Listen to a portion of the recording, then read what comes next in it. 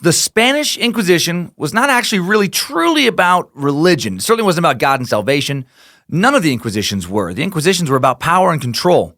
They were about maintaining one's business interests, and that business just happened to be the business of organized religion, and a lot of times that religion was tied to the monarchy.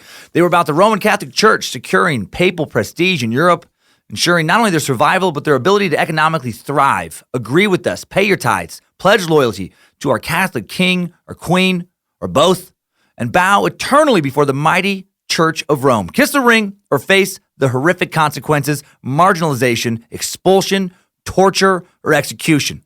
With the Spanish Inquisition specifically, it was the king and queen driving interrogations and persecution instead of the Pope. They used the cover of the church's infallibility to culturally homogenize their newly conquered lands. The Spanish Inquisition was less about saving the heretic souls of the Spanish Empire in its newly acquired territories and more about solidifying a Catholic culture that would be easier to control than a mixed culture of Muslims, Jews, and indigenous peoples. It was about obliterating cultural ties and loyalty to the population's previous rulers. King Ferdinand of Aragon and Queen Isabella were Catholic. They were acquiring a lot of new land, and they were building a vast empire, and they needed unity to keep things moving. And their successors wanted the same damn thing. And if you wanted to remain in their expanding kingdom, you're going to be Catholic, or shit was going to get real rough. Real super scary stuff, kind of rough. So let's dig deep into some dark times. Let's suck into some atrocities that would make today's worst headlines seem quaint. Corruption, torture, persecution, and overall medieval mayhem today on Timesuck. You're listening to Timesuck.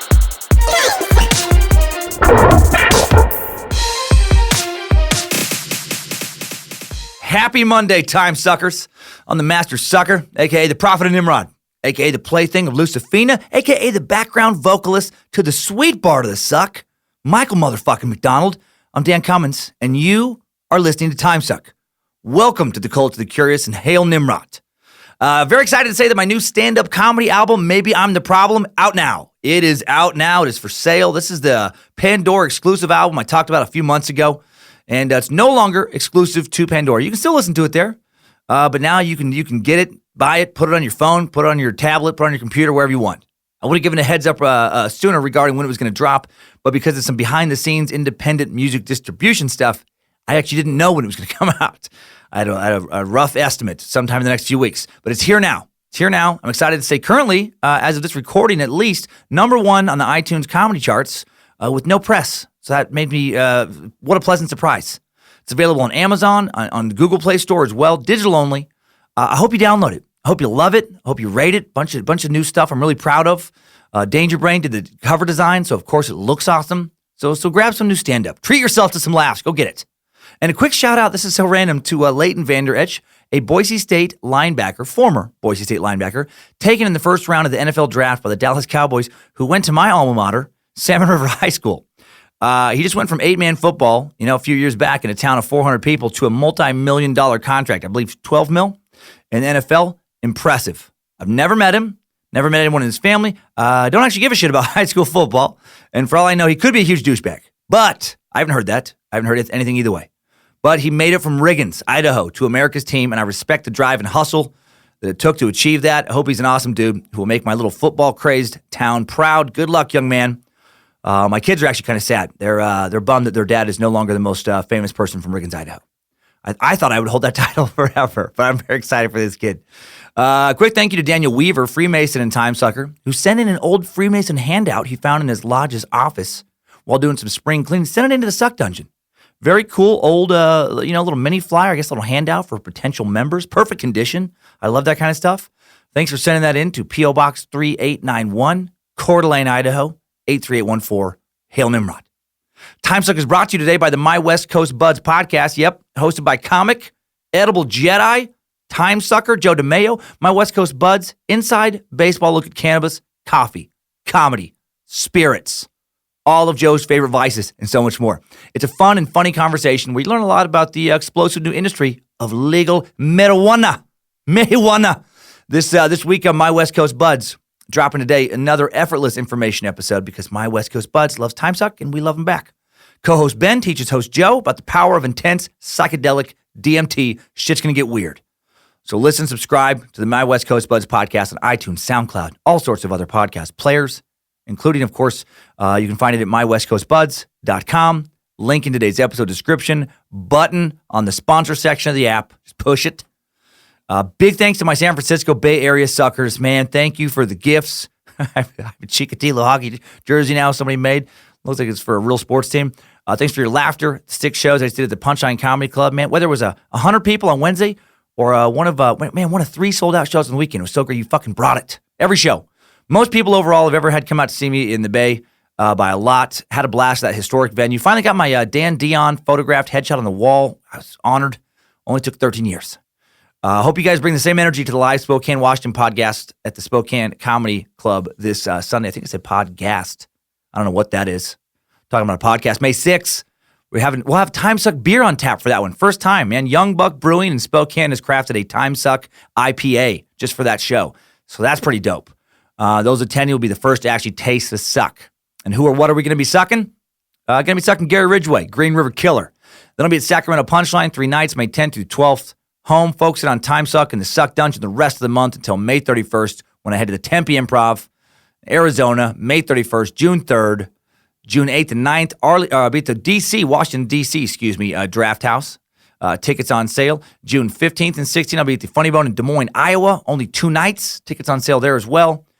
July 15th to another live Timesuck podcast in Orlando with some BDMs at the Orlando Improv. More tour dates at dancummins.tv. La Jolla, Dayton, Tampa, Palm Beach, Chicago, Sunnyvale, Portland, Tacoma, Columbus, Grand Rapids, and more coming up in 2018. And then a quick sad news. A lot of the Pootie and Juju limited edition coffee mugs that were sent out, well, not a lot, a fair amount, were not properly packaged and they got destroyed in shipment.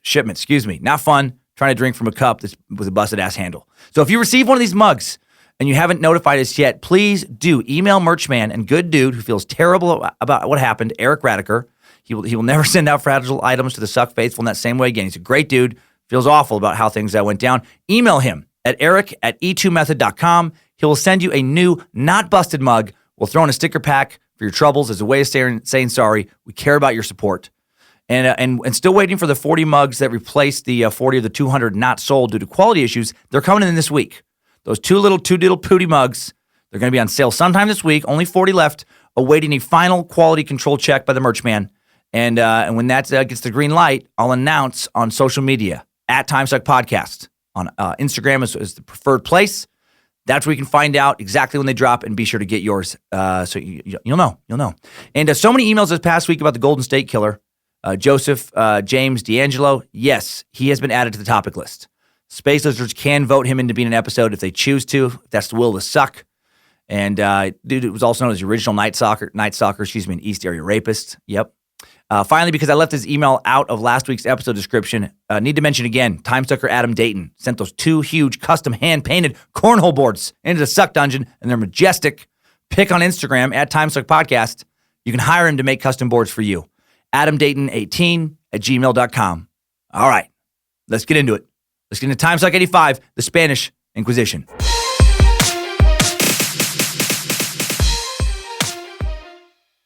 All right, Timesucker. All right, cool-ass, curious human being, likes to have fun and learn. Meat sack, who understands that learning something new and interesting is actually so much fun. Feels good to get a little smarter, not have to work for it. I like the way you're living your life. So to understand the Inquisitions, you first need to understand the early church's rise to power in Europe, who their competitors were, what they did to the competition before the Spanish Inquisition specifically ever took place. We learned a lot about the initial formation of the early Christian church in Rome, in the Roman Empire, in Timesuck 83, Lost Books of the Bible. I feel like we're kind of completing this recent early Christian arc here. Just a few weeks ago, various early Christians, many of whom still identified as being Jewish, they spread their messages around the Roman Empire. They lived during the first few centuries after Christ's death. They all agreed that Bojangles was their one true God.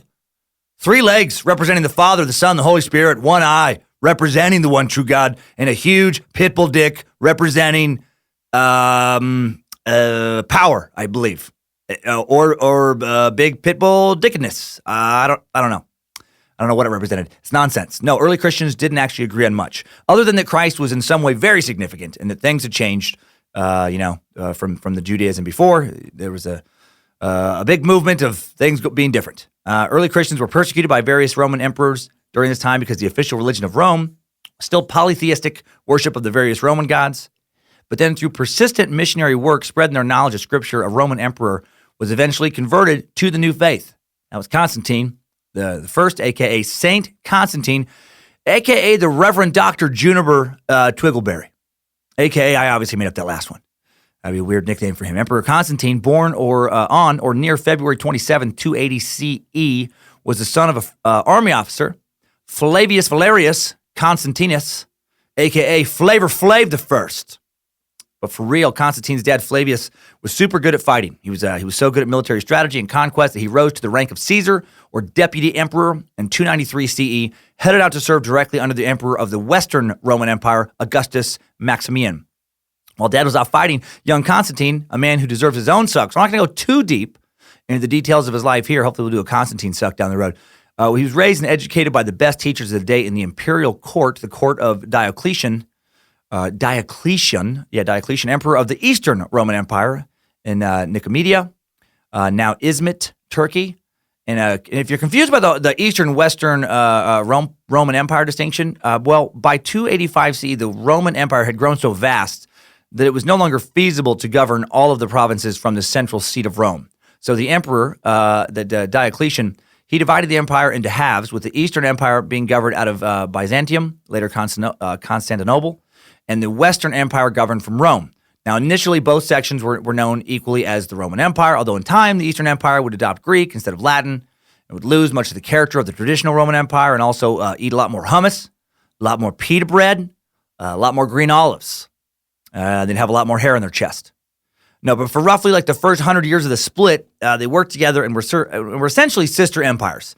And that would change. And again, the split of the Roman Empire is something that would merit its own suck. All this Roman talk is making me want to do another Roman suck again for sure. Just wanted to clarify a little here in case you were like, what the fuck? How is his dad second command to one emperor of Rome, but then he's going to school in the court of another emperor of Rome at the same time, which clearly his dad is cool with. How many fucking emperors are there? Why aren't they fighting each other? Oh, there's two emperors, one for each half of the freshly divided enormous Roman Empire, and the two halves are allies. And sometimes the two halves rejoin for a minute under one emperor, then they split apart. Man, Europe, man. The more you dig into its history, the more stories you come across where this dude was king of this kingdom, but then he married the heir to the throne of this other kingdom, and now his empire is doubled, but there's an uprising, and he loses 2/3 of it to this despot, and then this emperor over here doesn't produce a legitimate heir, so then 4 dudes challenge for the throne of that empire, which split into fucking 3 pieces, because one guy consolidates 2, and then 2 kingdoms are attacking each other, or have a power struggle. It's just very wonderfully Game of Thrones. Or I guess more appropriately, Game of Thrones is just wonderfully, medieval Europe. So anyways, Constantine, while growing up in the East, encounters people from all walks of life in Diocletian's imperial court, including some early Christians.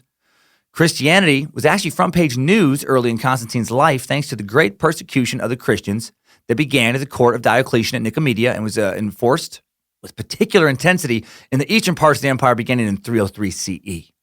So soon, Constantine would take the throne through a series of events I'm just going to gloss over here. No one's going to be tested, so if you get a little confused, don't worry about it. You don't need to know any of this to understand the rest of the episode. In 305 CE, the 2 emperors of the West and the East, Diocletian and Maximian, abdicated their thrones. They were done. They wanted to retire and just, hang around with pool boys or whatever they did back in Rome. Be succeeded by the respective deputy emperors, Galerius and Constantinus. Constantine's father, Galerius Valerius Maximinus in the East. These fucking names. And Flavius Valerius Severus in the West.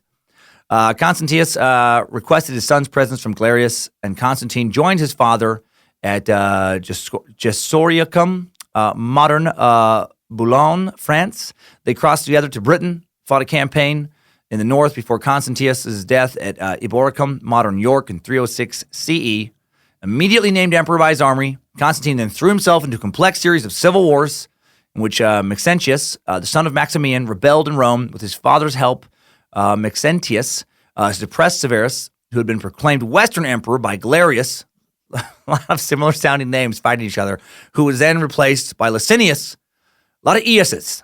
And when Maximian was rejected by his son, he joined Constantine in Gaul, only to betray Constantine and to be murdered or forced to commit suicide.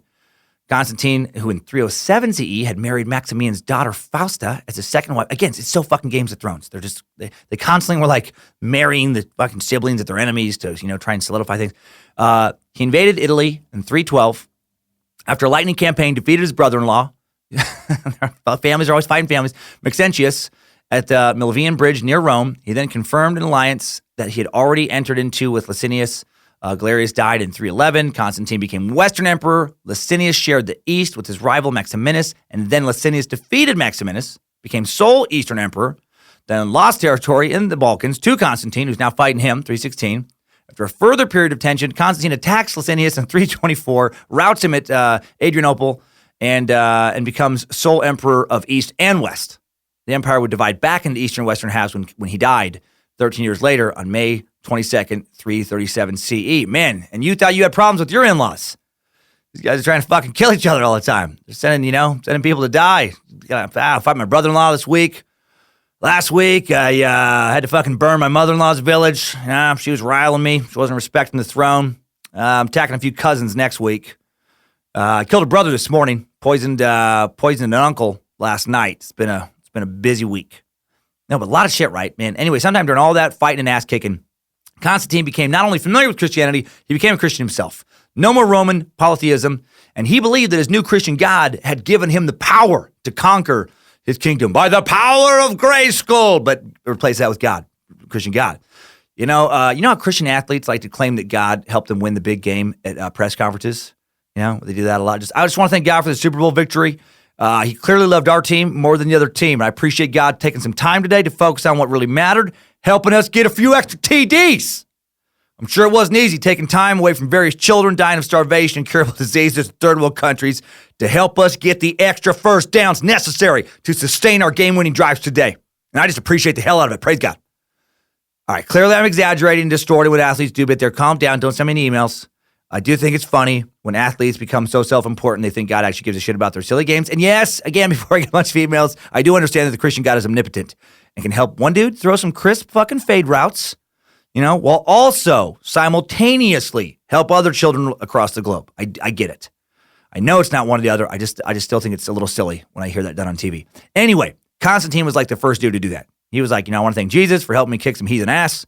Past few years, through the glory of my new God, I have reunited our great empire. So he's real into it.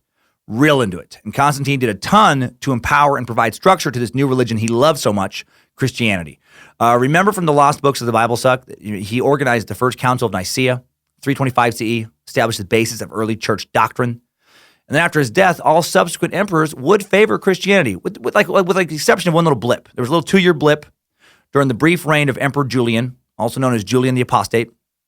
He briefly shifted the empire's official faith back to the traditional Roman gods, on paper at least. I don't think the culture really followed him that they'd worship prior to Constantine. And then there was Emperor Superbus. He got some shit done. He did some things. No, he did. There was Superbus. He has no part in the story. That was just a little reference to the pronunciation blunder I had back in the Caligula suck. No, Theodosius made specifically Catholic Christianity the official religion of the empire in 381, prohibited the worship of pagan gods in 392. Pope is in big time now, man. The Roman Empire is a Christian empire officially. The official brand of Christianity runs through the Vatican. Nice. Early on in the first few centuries of the Christian church, as we've touched on before, there were various groups of Gnostics and Orthodox or Proto-Orthodox believers. And then the Orthodox believers won out. There was that whole Council of Rome in 382, which established the main canon of the Bible that would become the Catholic Bible. Early on, there was various bishops in various Roman cities. There was the Bishop of Rome was one of them, but then due mainly to Rome's significance in the traditional capital of the Roman Empire, that dude becomes head bishop, and that position morphs into that of Pope. Pope's in. Got a Pope now. Heathen's out. Pope 1, heathen 0. And over the next few centuries, this new, powerful, state-sanctioned religion becomes very, very powerful due to various emperors giving the church, to which their souls were beholden, such upper hands as, exemption from taxes, tithing, riches to the church. Church becomes very wealthy, becomes a thriving empire of its own. There were no religious antitrust laws in the early days of, expansion, and the Pope soon conquered the market on salvation in the, most powerful empire of the world. The Catholic Church became the Amazon.com of churches. The ancient Pope, more powerful than modern Jeff Bezos. Sure, there was competitors, but all of them quickly fell to Overstock.com status. Judaism, various forms of paganism, few scattered offshoots of Christianity, all fighting for a distant second place when it came to power, influence, and wealth. I mean, really, the Catholic Church is the most impressive empire to come out of medieval Europe. Longest lasting. Kings and queens in their various kingdoms, they'd come and go. Vatican still stands today, still crushing it, still making that money. During the 1,000 years of the Middle Ages, from the fall of Rome to the Renaissance, the papacy matures, establishes itself as the preeminent theological authority of Europe. Religious life assumes new forms, or reformed established ones, and missionaries expand the geographic boundaries of the faith. And as the early church expanded, it occasionally ran into a little opposition, and it did not care for that. It ran into people who didn't believe the things that they liked people to believe. The churches of Rome ran into Muslims, Jews, occasionally even other types of Christians, and those people irritated the fuck out of the church. They thought they were kind of gross. Just, ugh, I don't like it. Ugh. What are they worshiping? Ugh, no. Super annoying to the Pope. He was like, I don't like it. I don't like it. They're like, Pope, we found some Muslims. I don't like it. No. Pope, we found a couple Jews down in Sicily. No. I don't know. I don't want it. And then they would have to be like, all right, calm down, Pope. Now get him out of here. And they'd have to work on getting him out of there. Well, for the most part, definitely not always, the church tolerated Jews and Muslims. A little bit tolerated. They weren't great to them, but they tolerated them for political and financial reasons. Did not tolerate at all those who consider themselves to be fellow followers of Christ's teachings who didn't think the Pope had his Pope shit right. The Catholic Church and the Pope hated people who didn't think the early church was coming correct with their spiritual teachings. These people presented the biggest threat to the dominance of the church. These people could destroy the church from within. What if some new type of Christian captured a new emperor's attention? In with the new, out with the old. Now they've ruined everything. How's the Pope going to buy new fucking cool Pope hats and clean Pope robes if he's not the official church of the rulers of Europe? Who's going to do the Pope's laundry? Is he going to be expected to wash his own hat? No, fuck that. There's one thing you learn over and over studying the history of empires and large institutions. It's when an organization becomes extremely powerful and wealthy, they do not give up their power without a fight. And so to keep from losing power, the church begins to label professed believers who maintain religious opinions contrary to their beliefs as heretics. Oh, and the Pope couldn't stand them. Like, he would get worked up about, like Muslims and Jews, but if you brought up heretic, and they would probably even be nervous to bring that up. Like, Pope, I know you're already mad about that Muslims, Jews. Get him out of here! I know. We have something else to talk to you about, though. There's,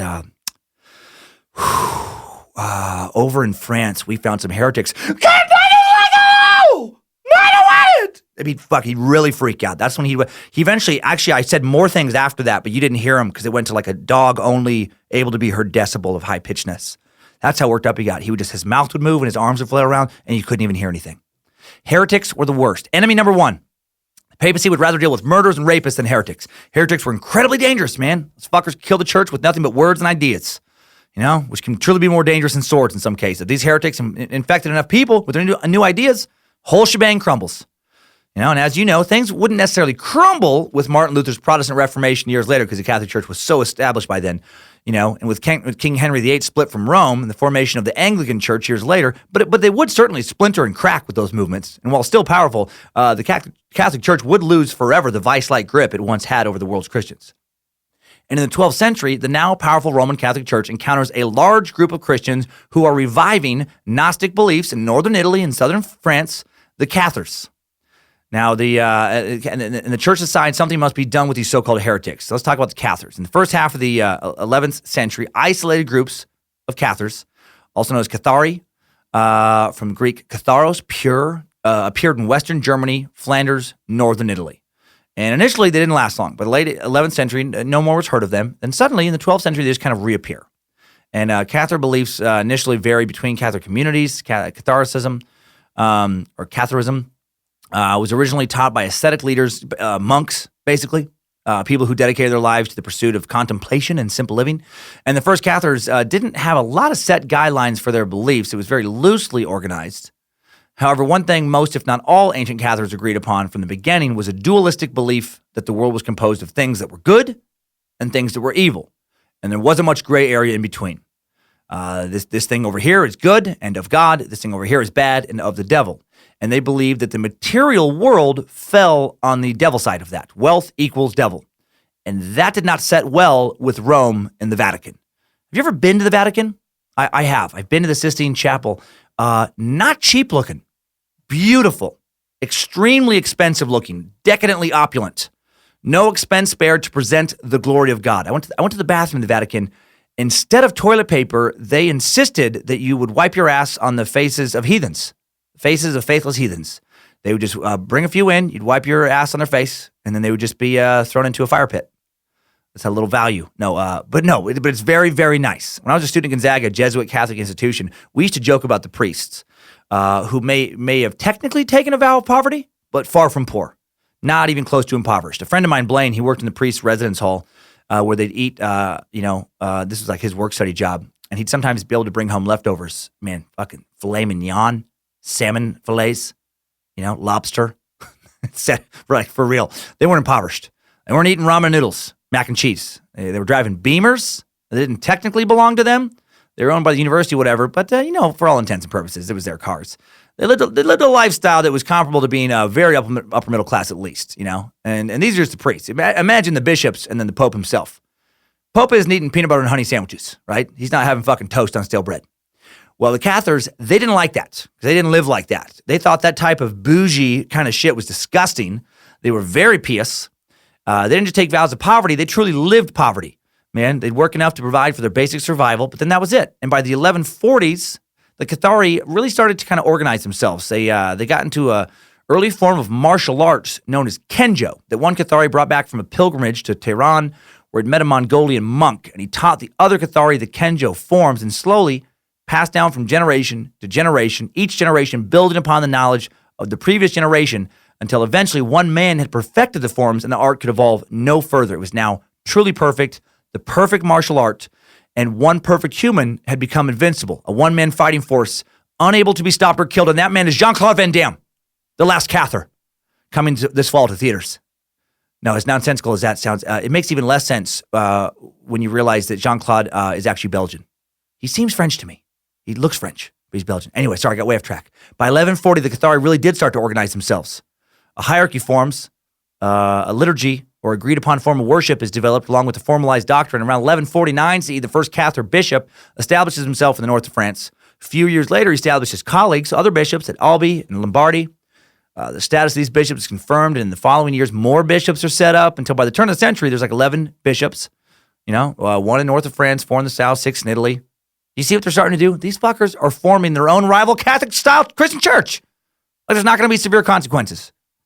Outside of some organizational similarities, the Cathars could not be more different from the Catholics. The Cathars had strict rules for fasting, including the total prohibition of meat. Sexual intercourse was forbidden. Complete ascetic renunciation of the world was called for, which is not going to sit well with sovereign leaders either, right? Taking on a religion is one thing, new one. Taking on a new religion that calls for you to essentially renounce the culture you live in, including your own government, that's another matter. Really, what, are you going to stop paying taxes now? You're not going to fight when we wage our next war now? Okay. You're not going to add anything of value to our culture. Nothing we can monetize? No, you're just going to be a weird monk wandering around the countryside just thinking about the nature of the universe all day long? No, that actually doesn't work for us. We may have to get rid of you before the cancer to our rule that you represent spreads to the rest of our kingdom. And if you're wondering who would join such a strict religion, well, like who's willing to give up sex? Well, not everyone had to be that strict. The Catholic Church grew in popularity partly because you didn't have to follow all the rules to be part of the faith. There was two groups within the church. There was the perfect and the believers. Now, the perfect, like the monks, they were set apart from the mass of believers by a ceremony of initiation. They devoted themselves to contemplation, were expected to maintain the highest moral standards. They were essentially, again, priests kind of monks of this new variety of Christianity. And these believers were not expected, like the rest of them, to attain the lofty standards of the perfect. They just kind of, had to be decent people and agree with the biblical interpretation. And the Cathars took a Gnostic approach to the biblical interpretation. They were real loosey-goosey with it, like kind of incredibly so. The Cathar doctrines of creation led them to rewrite the biblical story. They devised an elaborate mythology to replace it. They viewed much of the Old Testament with skepticism. Some of them rejected it altogether. The Orthodox doctrine of the incarnation was rejected. Jesus was no longer the Son of God. He was merely an angel. His human sufferings and death were an illusion. So obviously, all of this doesn't sit well with the Catholic Church either. These guys are like, they're making a mockery of what they consider the Bible to be. And these Cathars are teaching other peasants living within the boundaries of traditionally Catholic countries this shit. They're fucking everything up. And then they fuck up big time when they openly and severely criticize the worldliness and corruption of the Catholic Church itself. I think you can guess what happens next. What happens next is a word from our sponsors. Pow, motherfucker. Bet you didn't see that coming. Timesuck is brought to you today by 4Hims. 4Hims.com is a one-stop shop for hair loss, skincare, sexual wellness for men. 4Hims has medical-grade solutions, real doctors, and known generic equivalents to brand-name prescriptions that can help you keep your hair, among other things. You can order finasteride off the website for a great price, by the way. And I know because I use finasteride to treat hair loss. I'm taking it for about 4 years now. Seriously. My hair started to really thin out suddenly back around 2014, maybe 2013. I wasn't ready for it. I was like, okay, maybe I'll try something. I started taking finasteride. No side effects that I've noticed, and much thicker hair than I had back then. That's how it worked out for me. It varies for every person, but that's how it worked out for me. So, for Hims, they're not just selling weird herbal supplements. This shit isn't dried rhino horn powder. It's not some dot crystal snake oil. It's prescription solutions. No waiting room, no doctor's visit. Just go to 4Hims.com. Check out the variety of hair loss products they have. Also sexual products for stuff like erectile dysfunction. Don't go Chikatilo. Don't try to wrestle away your dysfunction. What is the big deal? I wrestle to make limp shame heart pride. Don't do that. Go to 4Hims. They have all kinds of other stuff, man. Go to the Timesuck app, click their sponsor button, or go to 4Hims.com/Timesuck. That's 4Hims, FORHIMS.com/Timesuck. 4Hims/Timesuck, and you get a trial month of everything you need for your hair for only $5 while supplies last. Do it. All right, back to the Cathars. What happened?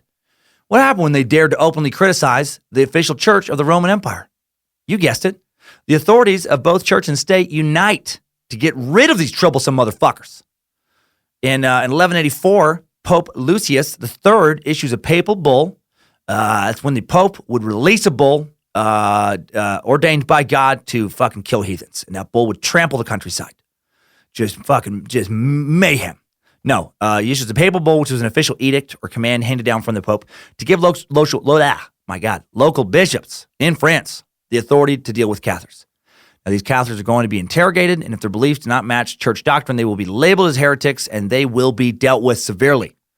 Well, the bishops weed out a few here and a few there, but the problem is just too big for the bishops to effectively deal with in this manner. So a lot of communities in southern France are outnumbered by Cathars now. They're unable to get the proper amount of stake burning accomplished.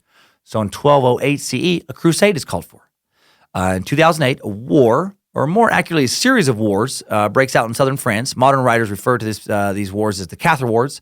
Traditionally, they were referred to as the Albigensian Crusade, a formal crusade in the full sense of the word, preached and directed by the papacy, offering participants the remission of sins and an assured place in heaven. The Crusaders regarded themselves as being on God's business and referred to themselves as pilgrims. And from the first major siege at Béziers in 1209, the war became one of French and their allies against the independent people of the Languedoc and their allies, Languedoc being a former province of southern France, an area that essentially governed itself apart from the rest of France, if not formally so for a time, due largely to the Cathars. And then instead of Catholics against Cathars, it was up until 1242 at least, consistently Catholics on one side against Cathars and actually other Catholics fighting on behalf of the Cathar neighbors on the other side. And this crusade would last for 20 years. And various historians would later label it as an act of religious genocide. The Catholic Church attempted to exterminate an entire other religious culture. Church condoned violence. By mid-2009, around 10,000 crusaders had gathered in Lyon before marching south. A large number came from northern France. Some had volunteered from England. The Crusaders started by capturing the small village of Servian. Then they headed for Béziers, arriving on July 21st, 1209 CE, under the command of the papal legate Arnaud Almeric. They started to besiege the city, calling on the Catholics within to come out and demanding that the Cathars surrender. Well, they didn't do that. Neither group did as commanded. The Catholics didn't come out, and the Cathars didn't surrender. So the Crusaders marched right through the gates of the city.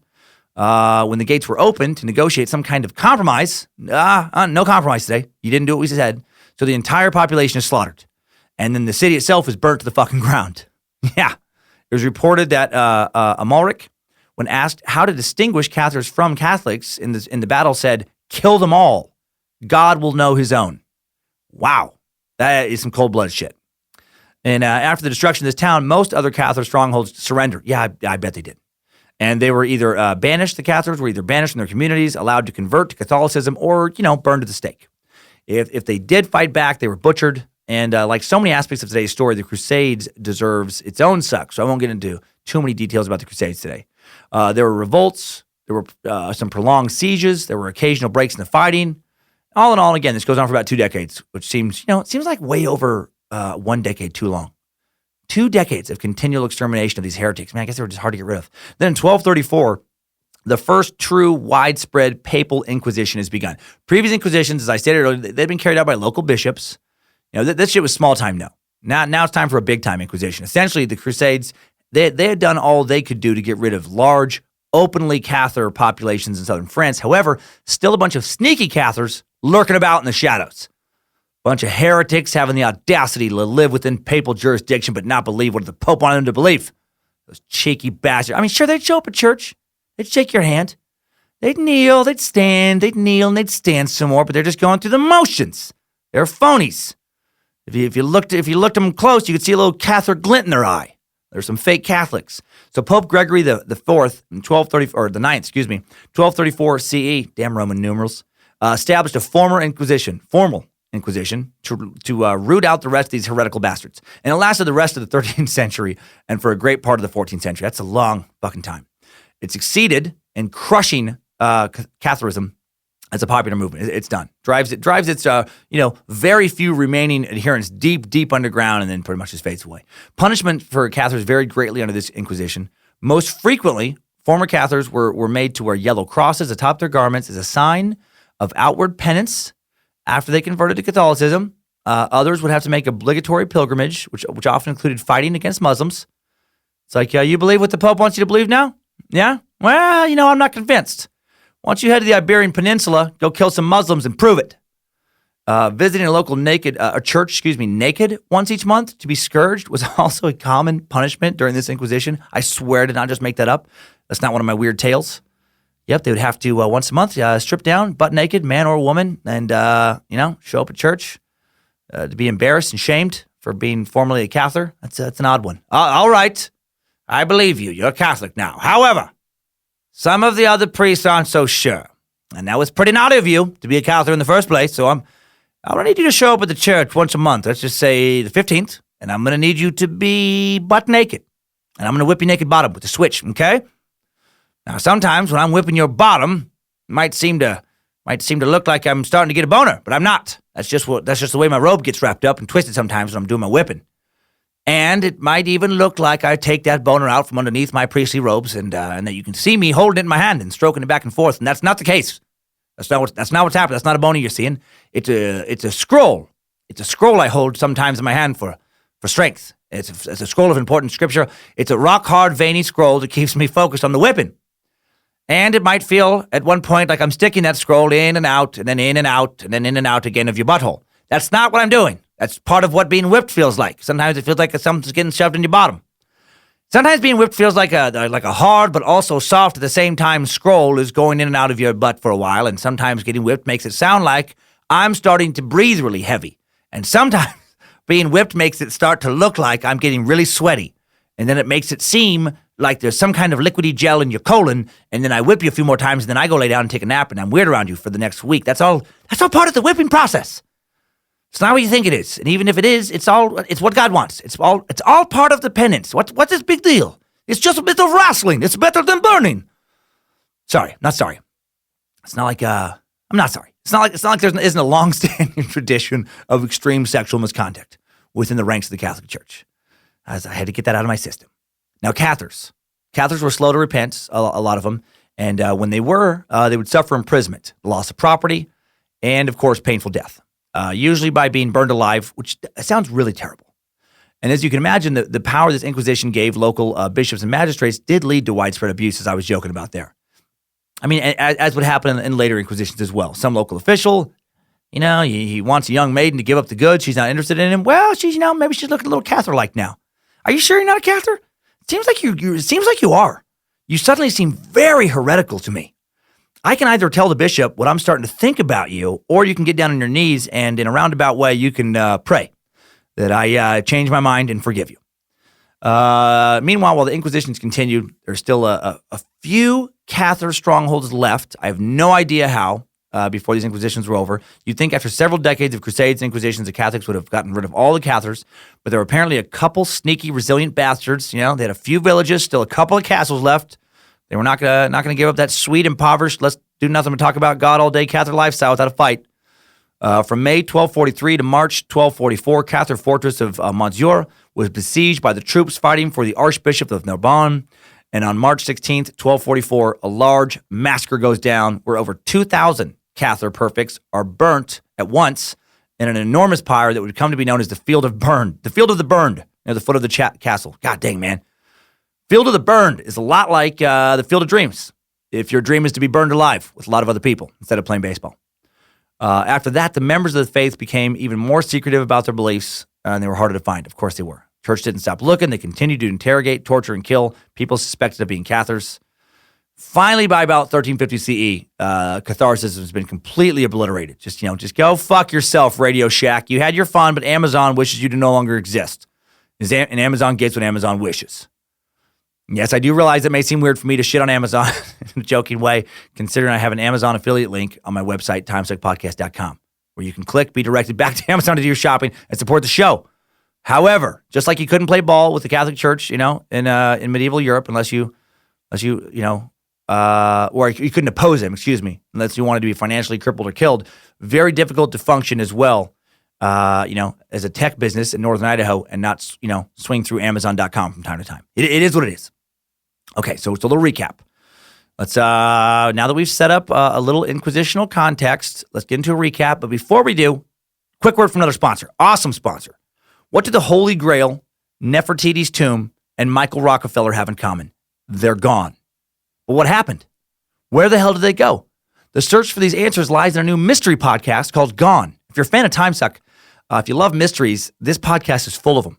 The hosts of Gone examine historic disappearances, the theories these disappearances have spawned. If something disappeared, they're looking for it. They dive deep into the past. I know you Timesuckers like that, as they explore the stories behind everything that vanished throughout history. Each episode analyzes in-depth research to figure out what happened to these missing people, places, and items. So check out some episodes on the Amber Room, D.B. Cooper, the lost city of Tacum. Right now, I know you want D.B. Cooper. You guys have been bugging me for months to suck on that vanishing, mysterious, plane hijacking son of a bitch. And with a new episode coming out every other Monday, you can expect episodes on the Hemingway's Lost Manuscripts, Blackbeard's Treasure, and many more coming soon. So visit Apple Podcasts, TuneIn, Spotify, Google Play, wherever you listen to podcasts, and search for Gone. And again, that's Gone. That's Gone. Or you can visit parcast.com/Gone. Start listening to that. And that's Parcast, PARCAST.com/Gone. You can listen now. Okay. All right. Now for that recap. To recap, it really sucked to not be Catholic if you didn't care for being burned alive. The end. No. Recap is after a few initial centuries of figuring out what it meant to be Christian, how to organize, and as a new religion in the first few centuries after the death of Christ, a group of Christian Orthodox believers living within the Roman Empire began to model their church structure after Roman government, set up church administrative hierarchy complete with bishops in many of the Roman cities, including Rome itself. And then Rome's bishop becomes the head bishop, that becomes Pope. Church morphs into the Vatican after Emperor Constantine transitions the official religion of the Roman Empire into the Christian Empire. And he helps add structure and governmental support to the new church, the Council of Nicaea. Successive emperors, minus Julian the Apostate, also Christian, strengthen and support the early church. And again, I know this is an overview that skips over a lot of important councils and figures who did this or that, but this episode is already detail heavy. Don't need to clutter it up further. And then once the church has risen into a position of extreme power and influence, it fights to keep that power and influence. That's what powerful and influential people and organizations and governments and regimes almost always do, right? In order to keep a stranglehold on being the only official religion of the most powerful empire in the world, it did what it felt it needed to do to squash out competition. There were crusades designed to exterminate Muslims and sometimes also Jews and pagans in foreign lands, expand the various kings and queens' empires. Soldiers were essentially told that God will forgive them of all their wartime sins because they're fighting for the glory of God, so kill them all. God will sort them out later. And then sometimes afterwards and sometimes alongside the Crusades, of which there were many, there were inquisitions designed to squash out opposing theological thoughts from within the existing boundaries of nations, right, under the influence of the Vatican. And the first formalized wide-scale papal decreed inquisition was used to wipe the Cathars out of southern France in the 13th century. Now, let's give a brief history of the land known now as the nation of Spain to establish how the Spanish Inquisition went down. The Spanish Inquisition, a prolonged and especially brutal inquisition, kicked off about 2 centuries later. So let's dive deep into a Timesuck timeline that will keep right on marching up and through the Spanish Inquisition. Strap on those boots, soldier. We're marching down a Timesuck timeline.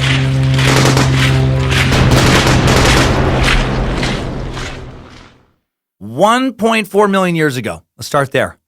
The earliest record of hominids living in Western Europe has been found in the Spanish cave of Atapuerca. Flint tool found there dates from 1.4 million years ago. Early human fossils date to roughly 1.2 million years ago, which proves that tools existed before humans. Planted by space lizards, the Anunnaki. Wake up, humans, get off your knees. No, that's just what they happen to find. Before the Roman conquest, the major cultures along the Mediterranean coast were called Iberians, the Celts in the interior and northwest. There was the Lusitanians in the west and the Tartessians in the southwest, the seafaring Phoenicians, Carthaginians, and Greeks successively established trading settlements along the eastern and southern coast. The first Greek colonies, such as the one at Emporion, were found along the northeast coast in the 9th century BCE, leaving the south coast open to the Phoenicians. The peoples whom the Romans met at the time of their invasion in what is now known as Spain were the Iberians, inhabiting an area stretching from the northeast part of the Iberian Peninsula through down to the southeast. The Celts mostly inhabited the inner and northwest part of the peninsula. The Greeks are responsible for the name Iberia, apparently naming it after the river Iber. In the 6th century BCE, the Carthaginians arrived in Iberia, struggling first with the Greeks and shortly after with the newly arriving Romans for control of the Western Mediterranean. Their most important colony was Carthago Nova, which is the Latin name of modern-day Cartagena. Now, Hispania was the name used for the Iberian Peninsula under Roman rule from the 2nd century BCE. The populations of the peninsula were gradually culturally Romanized. Local leaders were admitted into the Roman aristocratic class. And then Christianity made its way into Spain around the time the Romans showed up. Biblically, according to Romans 15:28, Roman Catholicism and Christianity as a whole began in Spain when St. Paul went to Hispania to teach the gospel there after visiting the Romans along the way. Attempts were made from the late 1st century to the late 3rd century CE to establish the new Christian church in the Iberian Peninsula. After the fall of the Western Roman Empire in the 5th century, parts of Hispania came under the control of the Germanic tribes of the Vandals, Suebi, Visigoths. In the years following 410 CE, Spain was taken over by the Visigoths, who had been converted to Arian Christianity, an early offshoot around 419. Arianism being another early competitor to the modern Catholic Church. Now, Arianism asserts the belief that Jesus Christ is the Son of God, who is begotten by God the Father at a point in time, is distinct from the Father, and is therefore subordinate to the Father. And the Visigothic kingdom established their capital in Toledo, Spain, not Ohio. Ohio popping out right now in the story would really add an unnecessary level of confusion to this suck. Visigoth rule led to the expansion of Arianism in Spain, and then in 587 CE, Recared, the Visigothic king in Toledo, was converted to Catholicism and launched a movement to unify doctrine. Right? Catholics rejoiced. Everyone else trembled with fear. Within a few years of this conversion, surprise, surprise, followers of Arianism labeled heretics. That's how you do shit, right? Along with local Jews, Arians were forced to convert to Catholicism or be tossed the fuck out of the country, or be savagely tortured and or killed, which probably included some burning. I was thinking, man, if marshmallows and chocolate bars would have existed back then, I wonder if anyone would have ever cooked up a little s'more action while some heretic was being burned alive. It does seem like a waste of a perfectly good fire, man. They set up these big fires, that wasn't easy. Had to use a lot of wood, I'm sure. Why not cook some snacks up? Maybe get a shish kebab action going. Maybe lean up a little grill on the side of the wood pile. Cook up a steak. Get a little extra sizzle that day. Then in the 7th century, Islamic Arabs came and they fucked up everything for the Iberian Catholics. The Pope was so mad. I don't want him to be here. And they came anyway. They were having so much fun introducing people to the peaceful teachings of Christ and then burning them. They didn't jump on board, and then the Muslims ruined it. In 689 CE, the Moors, those northern African Muslim nomads, conquered Melilla, I believe is how it's said, a city geographically located on the northwestern coast of Africa that I want to go to now. It's culturally connected to the Iberian Peninsula. It has been for many centuries. It's actually part of Spain today. Did you know that Spain possessed a tiny amount of land on the northern coast of Africa? I did not. They have 2 little cities in northern Africa that have been around forever. And Melilla is one of them. It's less than 5 square miles in size. Just under 80,000 people living there, and very close to the rest of Spain. The Strait of Gibraltar, the gateway to the Mediterranean Sea from the Atlantic, that little opening that separates Europe from Africa, is less than 20 miles across. By 709 CE, the Arabs had conquered Ceuta, the other Spanish city located in Africa. It's a tiny bit bigger, just over 7 square miles, just over 80,000 people. And then in 711 CE, the Muslims headed into Europe. They were sick of wearing robes and turbans, and they wanted to feel out what life was like in the land of the banana hammock. They wanted to oil their bodies, lay out by the pool, wear tiny swimsuits that almost fully contain their balls, stare at women gratuitously much younger than themselves, as people do in Southern Europe. But for real, they headed north in 711 CE. They crossed the Strait of Gibraltar, started taking control of much of the Iberian Peninsula. By 718, Muslims dominated a lot of modern-day Spain. And then over the next several centuries, the Muslims ruled over a lot of Spain under various caliphs who were constantly fighting various Christian kingdoms, trying to push back into their territory. There was the Umayyad Caliphate, and then there was the Abbasid Caliphate. These Muslims now ruling a good deal of the peninsula in the southern half. And while the Muslims pushed the Christians out of much of Spain, they never pushed them all the way out of it. There were still the Christian kingdoms in the north of Asturias, Leon, Castile, Navarre, Aragon, Portugal, and the central, northern, western portions of the peninsula. And those medieval Christian nations fought a lot with each other. It really is crazy how many different ways Europe has been carved up over the years. We just don't have an equivalent in North America. There was the American Indians, and then a few European colonial powers, laid claim to lands that they generally never governed in any real meaningful way. Like a lot of American Indians would live their whole lives on land that had, been claimed since before their birth by some European power, and they would never meet a single European person. They would never encounter European culture in any way whatsoever. They never even knew what laws they were supposed to follow. But the medieval peasants, they knew. They knew what was going on. Their lives sucked. One day you're living under this Muslim caliph, and the next day you're living under this new Christian king, and then you're living under a different king. The next year you're practicing a different version of Christianity, then back to some other caliph the next year. Then you have some, asshole lord or baron to deal with, some local dude. And then you get a new lord, a new baron, and then maybe, afterwards, then the old baron comes back to being the new baron. You got this fuckhead ransacking your village one year, some other asshole storming your castle the next year. And then even when no one's ransacking anything, you got the religious persecutions to deal with. Every disease is incurable. No one owns a microwave. No one is selling Gold Bond body powder for especially humid days. Your balls are always a little fucking wet and itchy. Zero air conditioning, no bug spray, no birth control, no maple bars, no apple fritters. Lots of doctors who have serious hankerings for amputations and leeches. Fuck all of that. If I ever see a time machine, I'm going to break it before someone goes back and ruins stuff. So thankful to live in the modern world, man. And then to make life even worse back then, there were inquisitions on top of all of that. And things were especially turbulent on the Iberian Peninsula in the Middle Ages. In the 10th century, things got a tiny bit better for a little while. Especially tolerant new Muslim leaders, the Caliphate of Cordoba, they passed laws regarding religious tolerance, allowing Jews, Christians, Muslims all live in peace together. I mean, non-Muslims would have to pay a special tax to the Caliph, but if they paid it, then they were allowed to live their lives, which was a good deal for the day. But the good deal didn't last long. Things got worse again in the 12th century when a new, not as tolerant caliphate comes into power, the Almohad Caliphate, and suddenly Christians and Jews, they're fleeing for their lives. And then after centuries of battle between various Christian kingdoms and Muslim caliphates on the Iberian Peninsula, King Ferdinand, Queen Isabella show up. And they wrapped up this incredibly long period of fighting the Moors, the centuries-long effort by Christian rulers to repel the Muslims back the fuck out of the peninsula, a period referred to by historians as the Reconquista, finally ends in 1492 after a big, bloody, decade-long military campaign against the Muslim Moors. The same year, Columbus sailed across the Atlantic, kicking off the European colonization of the Americas. Beginning of King and Ferdinand and Queen Isabella's campaign, there were approximately 500,000 Moors in present-day southern Spain. Over the next several years, 100,000 would die or be enslaved. 200,000 just got the fuck out, and another 200,000 were still living in the area.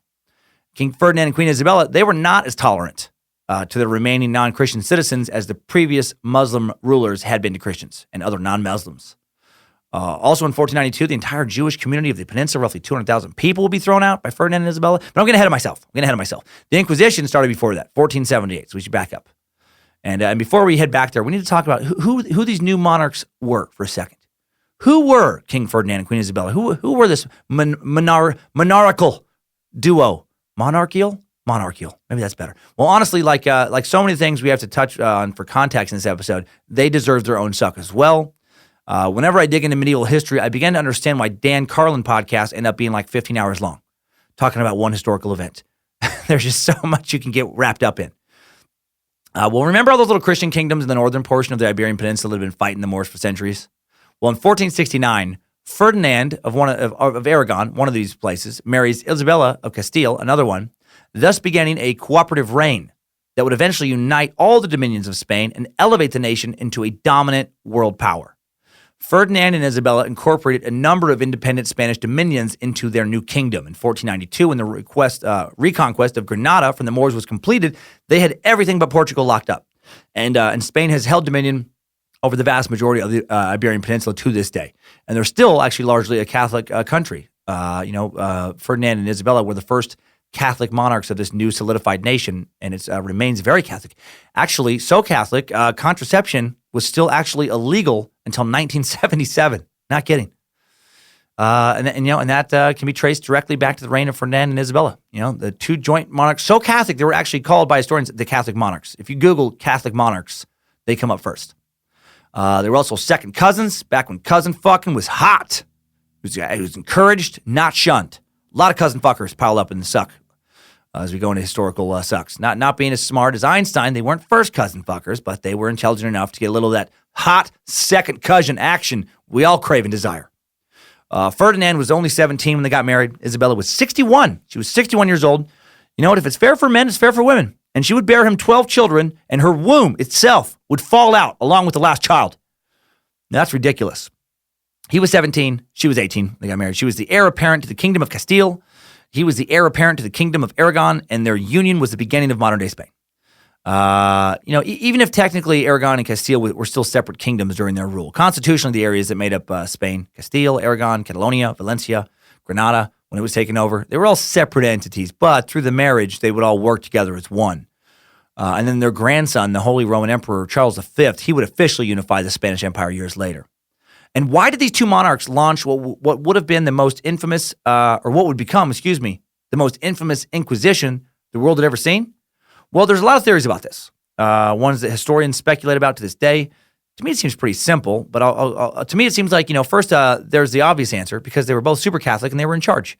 And when you were Catholic and powerful, you wanted to keep your power, and an Inquisition was just one of the tools you had at your disposal to do that. Second, it was in their best interest to have cultural consistency. They were the first monarchs of what would be known as the Spanish Empire. They were coming out of an era of so much Games of Thrones type turmoil. They were jointly ruling two kingdoms that had recently been composed of other kingdoms, and there had been centuries of constant change. They needed to solidify everything. Third, they were ambitious. These are the monarchs who launched Columbus, paved the way for Europe's entrance into colonization and epic plunder of the New World. And, in order to not only stabilize but expand their empire, they needed everyone to be on the same team. And that team was going to be the Catholic team. And so, they launched an Inquisition to culturally homogenize and unify their new land, to strengthen their new empire, which would allow them to colonize and then homogenize other lands and strengthen it further. Fourth, you have to allow for the possibility they did genuinely believe that through an Inquisition, through forced adherence to Catholicism, they were doing God's work and saving souls. Do I think that was their primary motivation? No, I don't. And there's a lot of historical evidence that says that was not the case. I do think the primary motivation was political, as do pretty much all historians, but that is just, I guess, somewhat opinion. You can't know what was in their heart of hearts. And there are a lot of other possibilities. If we went over all of them, pretty soon I'd be saying, and 33rd, there was this guy doing that thing, and this lady was pushing this agenda. There was a lot more. Anti-Semitism was a factor, as it always was in basically Christian Europe. The Jews were constantly falling somewhere in between being tolerated and being persecuted. The Inquisition was a way to kind of get rid of some of them. All of them in an area. There was fear of another Ottoman invasion. There was general bigotry by the people who were Catholic against people who were not Catholic. There were political rivalries that could be dispatched and disposed of through an Inquisition, et cetera, et cetera, et cetera. We don't need to dig into all of that. But what's really interesting about the Spanish Inquisition is that they were the ones who launched it. This was a new thing. This idea did not come from Rome. Actually, Rome didn't think it was a good idea. It came from Spain. It came from the throne using Rome to control its population instead of the other way around. That's right. This Inquisition, unlike the previous one we talked about that shut down the Cathars, not launched by the papacy. Ferdinand and Isabella launched one themselves, and the Pope was kind of, his hand was kind of forced to go along with it. The church probably was, in some ways more than happy to help. They wanted to spread their religious empire, and the newly emerging Spanish superpower, they made it for a good ally. So Pope Sixtus IV, he did sign off on this thing in 1478, and then shit got crazy. Pope Sixtus, by the way, pretty cool pope, pretty famous pope. His accomplishments as pope included building the Sistine Chapel, the creation of the Vatican Archives, pretty significant accomplishments. He was a patron of the arts. The group of artists that he brought together introduced the early Renaissance into Rome, with the first masterpieces of the city's new artistic age. But 1478, this is when this shit really kicks off. Fray Alonso de Ojeda, a Dominican friar from Seville, has the queen's ear, and he convinces her that there are a bunch of people in the kingdom pretending to be Catholic, but really, they're Jews. And there's a lot of them. And God knows what they're fucking talking about when they're holding their secret Jewish meetings. Probably talking about how tasty Christian babies are. Maybe talking about what demons they've been conjuring recently to take down the monarchy. Those are probably not accurate examples, but the point is, he's worried. He's worried about the secret Jewish people. So then also in 1478, the Archbishop of Seville actually writes up and delivers a report to Queen Isabella corroborating this friar's concerns. Bunch of secret Jews hiding around working their Jew magic, using it against the kingdom. Now, who knows how truly concerned Ferdinand and Isabella were when they got this report? You can make the historical argument that they were faithful Catholics, truly suddenly worried about an attack, on the national faith from, within their borders, or they could have thought, here's a good excuse to create the culture we want, to create a more deep-rooted loyalty to the Catholic throne, to only have Catholics in our land. Here's what they did next. They requested a papal bull in one of those official edicts establishing an inquisition in Spain in 1478 in response to the practice of Judaism. And in early 1478, Pope Sixtus IV, he grants a bull permitting the monarchs to select and appoint 2 or 3 priests over 40 years of age, to act as inquisitors. It's a little baby decree he's giving them. Okay, you get a couple. All right? Do a little bit of inquisiting, but don't let shit get out of hand. I say he granted this, but really he didn't have a real choice. If the Pope would have turned these powerful monarchs down, which they would make clear later, would not be good for the Pope's future. He wants to make this new burgeoning Catholic empire happy. Most historians agree that King Ferdinand pressured Pope Sixtus IV to agree to the Inquisition controlled by the monarchy by threatening to withdraw military support at a time when the Turks were a threat to Rome. Also, the Pope supposedly issued a bull to stop the Inquisition a little bit later when it got out of hand, but then was pressured into withdrawing it. Again by the king and queen threatening to withdraw support for the papacy. It was like let us weed out who the fuck we want to weed out, or when those Muslims come and knocking at your door, I guess you'll just have to pray them away because we're not going to have our soldiers to help you. Well, Friar Tomás de Torquemada, he assumed the title of Inquisitor General. His quest was to rid Spain of all heresy. The Spanish chronicler Sebastian de Olmedo called him the hammer of heretics, the light of Spain, the savior of his country, the honor of his order. And the drawings I've seen of this guy are exactly what I expected him to look at. Like, this dude would have for sure executed me for heresy. One smartass remark, one wrong twinkle in my eye, I get tortured and killed. He really, really didn't look like someone you wanted to be on their bad side. He puts off a serial killer vibe, actually. And in a way, that's kind of what he'd become. Instead of choking out prostitutes in a van for some personal sexual satisfaction, you'd be torturing and burning heretics for, I don't know, possibly sexual satisfaction. Who knows what his personal reasoning was. Well, having 2 or 3 inquisitors isn't good enough for Ferdinand and Isabella. So on November 1st, 1478, Sixtus publishes another papal bull, giving them exclusive authority to name new inquisitors, kind of at their discretion. But yeah, this is not good for anyone. For some reason, other than Ferdinand and Isabella. For some reason, maybe because they didn't have text and email back then, and it took longer to meet up and agree on stuff and put plans into action, the first auto de fe was held in Seville on February 6, 1481. So it took a couple years to get going. And 6 people were burned alive for being heretics. And from there, the Inquisition grew rapidly within the Kingdom of Castile. By 1492, tribunals existed in 8 Castilian cities. Now, the auto de fe, that was the final step in the Inquisition process. It involved a Catholic mass, prayer, public procession of those found guilty, let's march them down the street, and then a reading of their sentences. An inquisition usually began with the public proclamation of a grace period of 40 days. Anyone who was guilty or knew of someone who was guilty was urged to come confess. If the accused were charged, and then they were presumed guilty. So that was fun. You could be like, I saw Jane holding some kind of Jewish ritual in her house last night, and then I heard her say that she hated Jesus, and she fucked 2 sailors last week when her husband was out of town. And they would just be like, all right, guilty. Let's grab her. And Jane was like, but he's a liar. Prove it in court, Jane. Prove it in court. For now, you're a disgusting Jewish slut. I'm simplifying, but not by much, man. Guilty until proven innocent. It's because of shit like that the whole innocent until proven guilty, that's why that's such a big deal for Americans, and especially for early Americans. That's why they're, it was a huge new thing. Because when they founded the United States, because it was somewhat of a foreign concept. In Europe, a lot of times it was guilty until proven innocent. Officials could apply torture during the trial to get the info they desired or needed from the accused. We'll talk about that soon in a lot of detail. Inquisitors were required to hear and record all testimony. Proceedings would be kept secret. The identity of witnesses was not known to the accused. After the trial, officials proclaimed the prisoner's sentence and administered it in the auto da fe. The auto da fe was not an impromptu event. It was a thoroughly orchestrated event. Preparations would begin a month in advance, only occurred when the Inquisition authorities believed there was enough prisoners in a given community or city to have a big kind of spectacle. The ritual would take place in public squares, last several hours, with ecclesiastical and civil authorities in attendance. Boarding the city's plaza, an all-night vigil could be held, with prayers ending in mass at daybreak, and a breakfast feast will be prepared for all who joined in. That's so weird to me. Going to be a long day, everybody. Going to be a lot of build-up to a horrific mass execution. So let's load up on some brekkie. Come on. Let's get some crepes. Breakfast burritos, maybe some eggs Benny. Let's load up. Come on. Not going to get a chance to grab a meal again until after all those heretics are burned to a crisp. Speaking of that, let's fry up some chicken. Chicken and waffles, why not? It's breakfast feast time. The ceremony of public penance that began with the procession of prisoners. They bore elaborate visual symbols on their garments and bodies. They served to identify these symbols, the specific acts of treason, of the accused, whose identities were kept secret until the very last moment. In addition, the prisoners, they usually had no idea what the outcome of their trial would be until the very last moment, until their sentencing. How fucking nervous are you? Everyone else is hitting the breakfast buffet, and you don't know, like they're loading up on orange muffins and bacon. You don't know if you're just going to be whipped a little bit and then allowed to go home or burned alive in a few hours. The prisoners were taken outside the city walls to a place called the Burning Place, which is fun. They have a little designated spot for burning people. That's where the sentences would be read. Prisoners would be either then acquitted. The ones who acquitted, they would fall to their knees in relief. I bet they would. A lot of thankful tears in that situation. And then the condemned would just be punished in front of everyone. It wasn't always burning.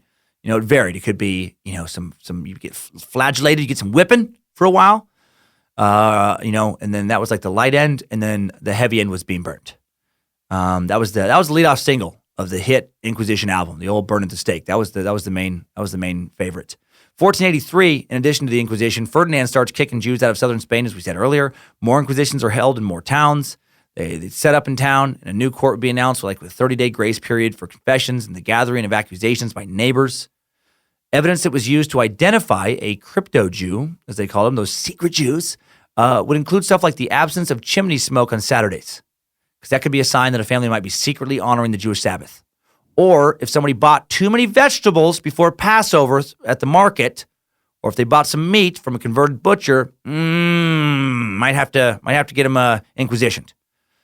And again, the court employed physical torture to extract confessions. Man, a lot of crypto Jews were allowed to confess and then do penance. But then if they relapsed, they were usually burned at the stake. They got one chance and they got burned.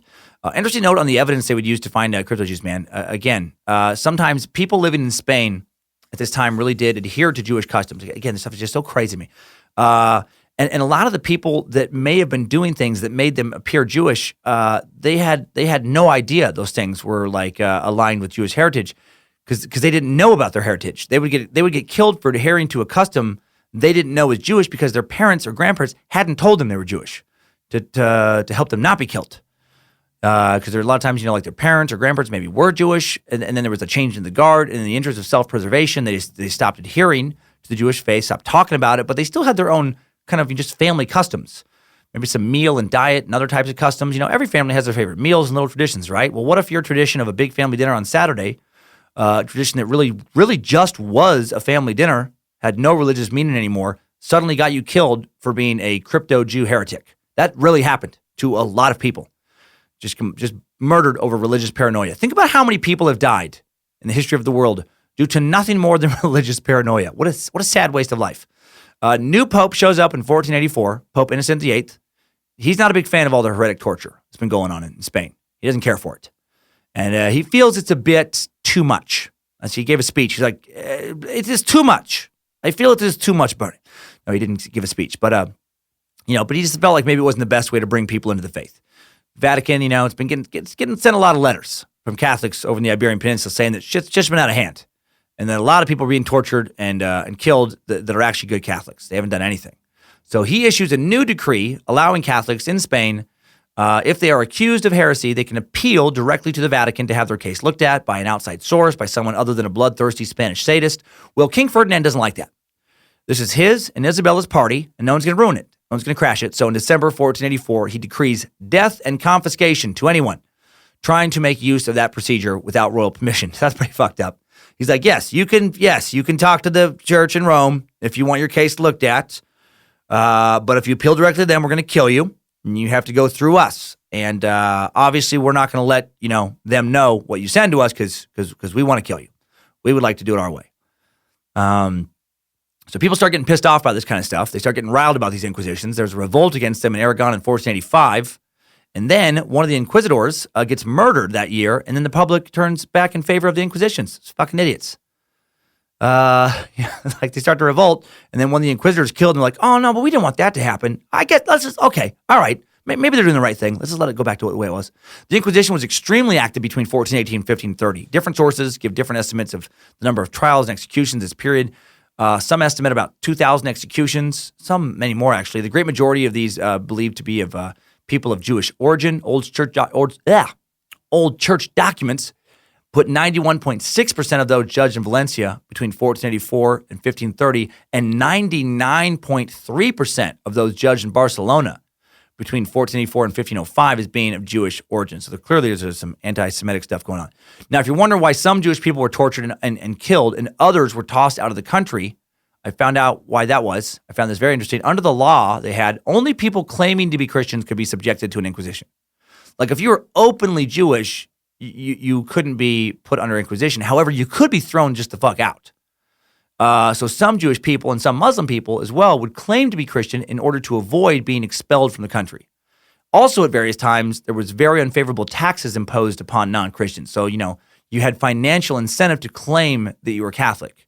And then you would just hope and pray that no one ratted you out and you suffered the consequences. In 1502, the Inquisitional court shifts focus a little bit to Muslims and to secret Muslims now instead of the Jews. This happens after a decree on February 14th, 1502, where Muslims in Granada suddenly had to choose between conversion to Christianity or expulsion. That goes on for many years. 1560, and the Tribunal of Granada, between 1560 and 1571, 82% of those accused were Moriscos, Spanish Moors, who'd accepted Christian baptism. Also in the 16th century, Protestants began showing up in Spain, not in large numbers, but here and there. After Martin Luther's Reformation in 1517, suddenly there's all new types of Christians, and guess what? Even though they're not Catholic, still eligible for an inquisition. Oh, anti-Baptist? Fucking you qualify. Get in there. Get on the rack. Go on. Get in there. Homosexuals were targeted as well. The first sodomite was burned by the Inquisition in Valencia in 1572, and those accused included 19% clergy, 6% nobles, 37% workers, 19% servants, and 18% soldiers and sailors. And that's those accused of sodomy. That was something that could get you thrown into an inquisition.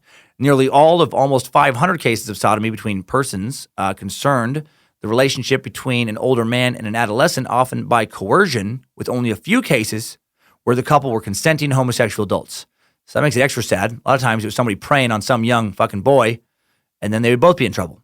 About 100 of the total of the involved allegations involved child abuse. Adolescents were generally punished more leniently than adults, but only when they were very young, under like 12. Or when the case clearly concerned rape. That's the only times they had a chance to avoid punishment altogether. As a rule, the Inquisition condemned death only to those sodomites over the age of 25 years. As about half of those tried were under this age, I guess that explains the relatively small percentage of death sentences handed down for that. Usually they were just tortured for a while. And then the Spanish Inquisition was not limited to just Spain. Wherever Spain went, like Latin and South America, the Inquisition went with it. In Mexico City, during the 1590s, there was a wave of persecutions, stretched out over a decade. Its victims even included some kind of high-ranking people like Don Luis de Carvajal. He was a colonial governor of New Mexico. Him and his family, were died because of Inquisition. 45 suspected heretics were executed by way of Inquisition in Mexico in 1601 alone. Later, all the way forward in the 18th and 19th centuries, Freemasons were targeted. Those boys club members we talked about in bonus Timesuck 15, Timesuck 69, The Roman Catholic Church regarded Freemasonry as heretical. It started in 1738. They decreed this, and the suspicion of Freemasonry was potentially a capital offense. Spanish Inquisition records revealed 2 prosecutions in Spain, only a few more throughout the Spanish Empire. It didn't happen a lot, but it did happen. In 1815, Francisco Javier de Mier y Campillo, the Inquisitor General of the Spanish Inquisition and the Bishop of Almeria, suppressed Freemasonry, denounced the lodges as societies which led to atheism, to sedition, and to all errors and crimes. He then instituted a purge during which Spaniards could be arrested on the charge of being suspected of Freemasonry. In 1818, Manuel Santiago Vivar, tried in Cordoba, was the last person to be tried for being a crypto-Jew during the Spanish Inquisition. And then on July 26, 1826, the last Inquisition of any kind was held in Spain. The Spanish Inquisition came to an end. It condemned and executed, actually, the school teacher Cayetano Ripoll for teaching heretical religious principles. The church wanted him burned, but civil authorities chose to hang him instead. They were like, well, look, we'll let you kill him. We're not going to burn him. We've evolved past that. And that last death takes us out of this Timesuck timeline. Good job, soldier. You made it back. Barely.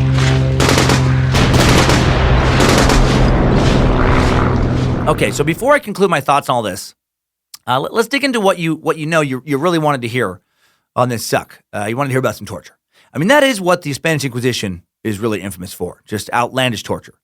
The horrible things done to these poor people for hundreds of years. So let's take a look at some of the ways they would gather confessions with today's super scary stuff. Super scary stuff.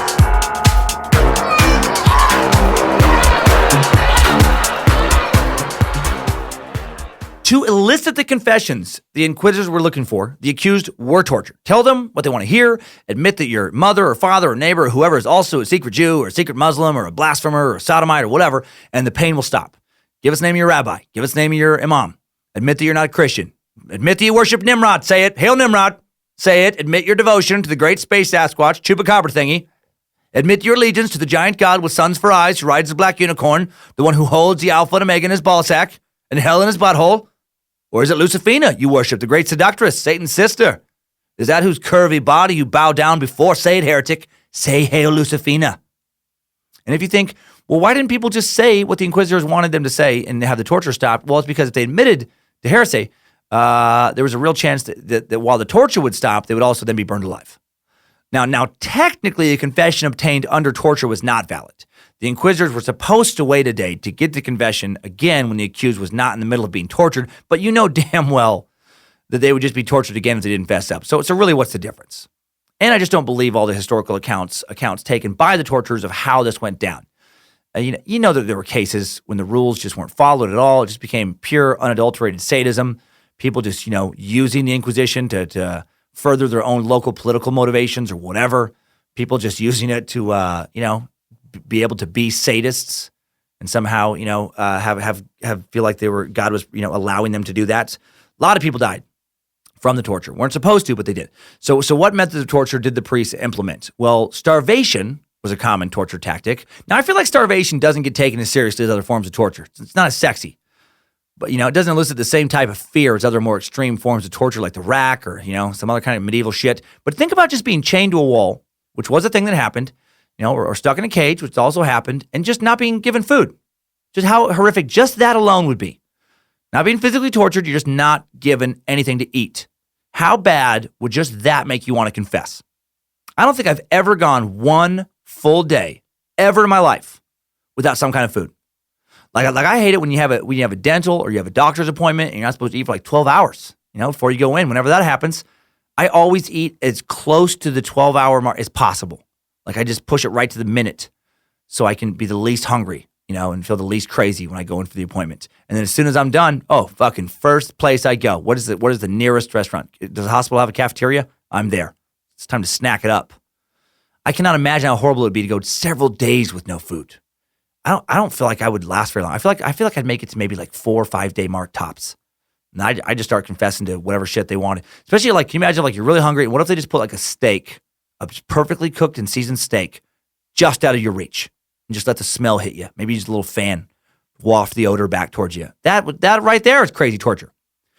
But it gets much worse. That's the beginner level. That's level 1 torture, Inquisition, which to me is still really bad. But then, we kick it up a notch. Another torture method was called foot roasting.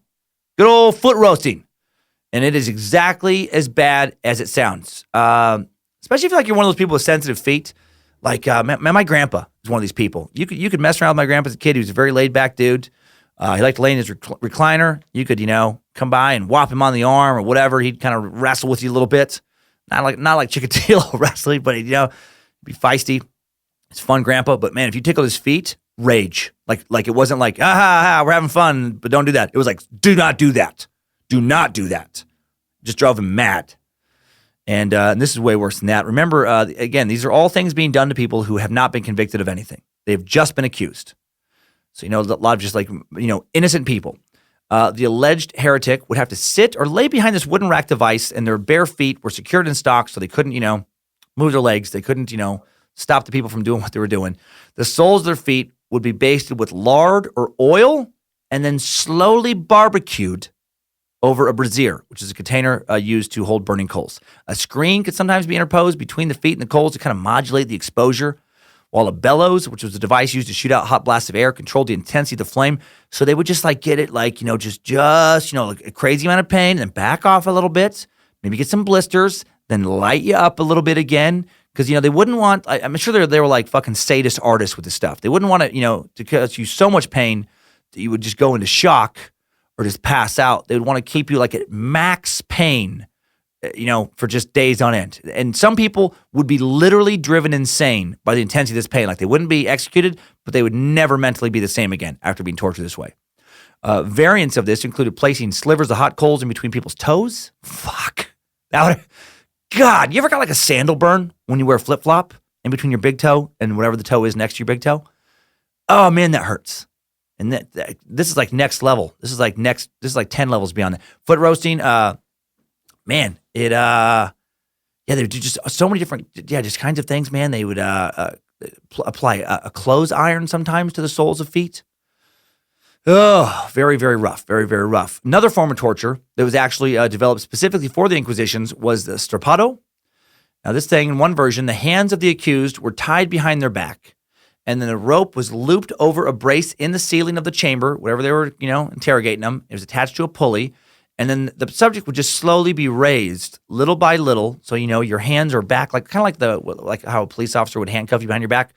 Just like that, but then imagine a rope being placed around the handcuffs, and then you're being slowly lifted by your shoulders, essentially. And that's so awkward and uncomfortable, and just that alone would sometimes cause, people's shoulders to be pulled out from their sockets. I don't know if you've ever dislocated your shoulder or even had a mild shoulder sprain. I had a mild shoulder sprain. That shit hurts. It's terrible. Sometimes torturers would add a series of drops, right? So they could lift you up and then suddenly drop you, but not let you hit the floor. So boom, all that weight is then pulled even further on your shoulder joints. Weights could be added to the ankles and feet to make the hanging even more painful. Pulling your body even further against your shoulder socket. And if this didn't kill you, which is really sad, even if you got let go, it's fucked you up for life. It's not like they had physical therapists back then. It's not like they had surgeons specialized in rotator cuff repair. So even if you don't confess, you get let go, you don't get burned to the stake, you're not going to be skipping stones with the same velocity like you used to down by the pond. You're not going to be swinging a hammer as hard after that. No, your fucking shoulders are messed up forever. The rack was another well-known torture method associated with the Inquisition. The subject would have his hands or feet tied or chained to rollers at, both ends of a wooden or metal frame. And then the torturer would just turn the rollers with the handle, which would just, pull the chains or ropes in increments, stretch the subject's joints, often, obviously, until they were dislocated. Not just shoulders this time. No, sir. Hips, knees, elbows, all that shit could have its ligaments shredded. As the torture, really put some muscle on it, really continued turning those rollers, you could have your arms and legs actually be torn off. I guess often simply just watching someone else be tortured in that way and tortured on the rack was enough to make other people confess, I bet.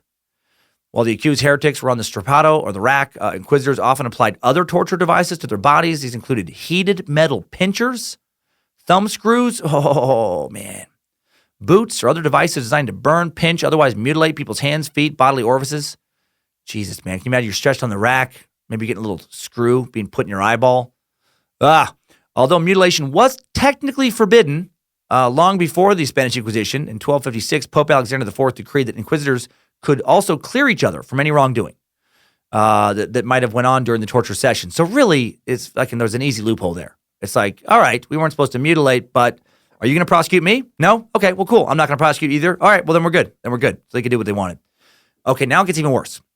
There was the Judas cradle, also known as the Judas chair, a torture device invented in the 16th century Spain for the Spanish Inquisition. This shit is rough. A naked victim was forced to sit on top of sharp, pointed, like a pyramid-like seat. The pointy end would go into the anus or vagina of the victim. My God. Right? So there's just like this pyramid thing.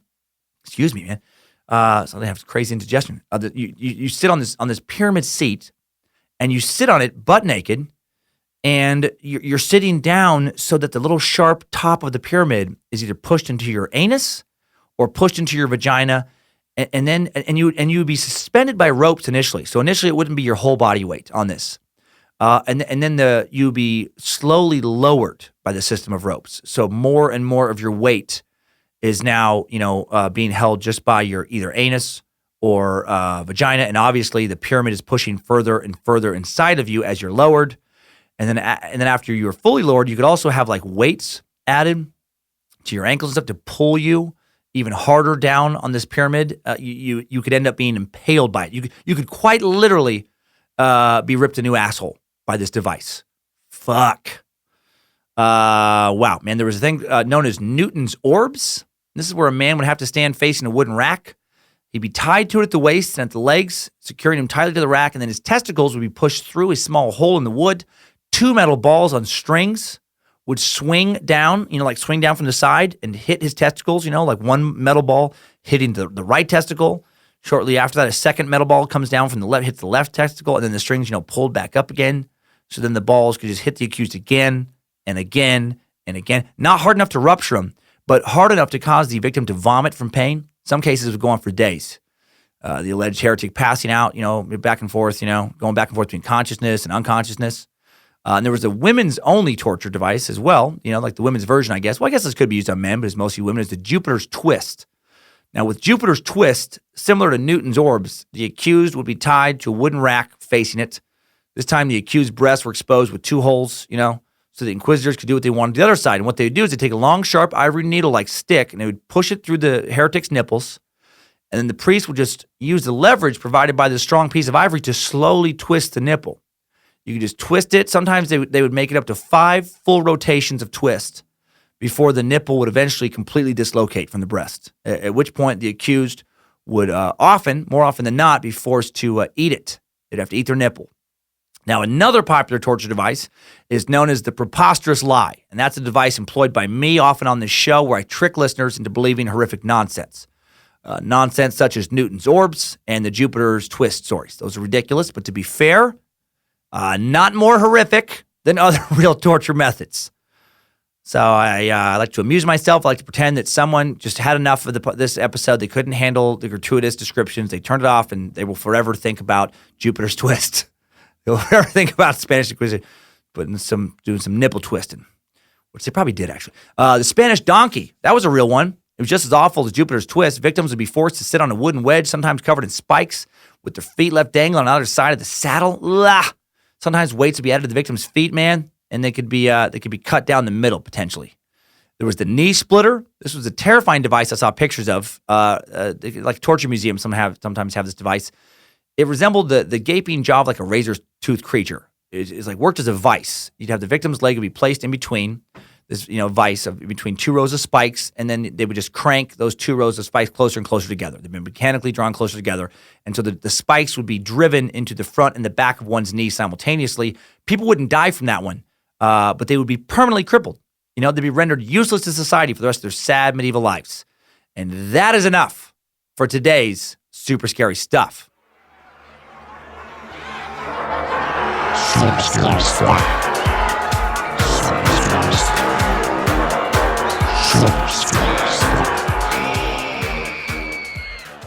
All right, no idiots of the internet today. I know. Boo, boo. It's terrible, I know, but I just wasn't feeling it with this one. I needed a break. I'll bring it back. I'll bring it back next week with Gary Ridgway.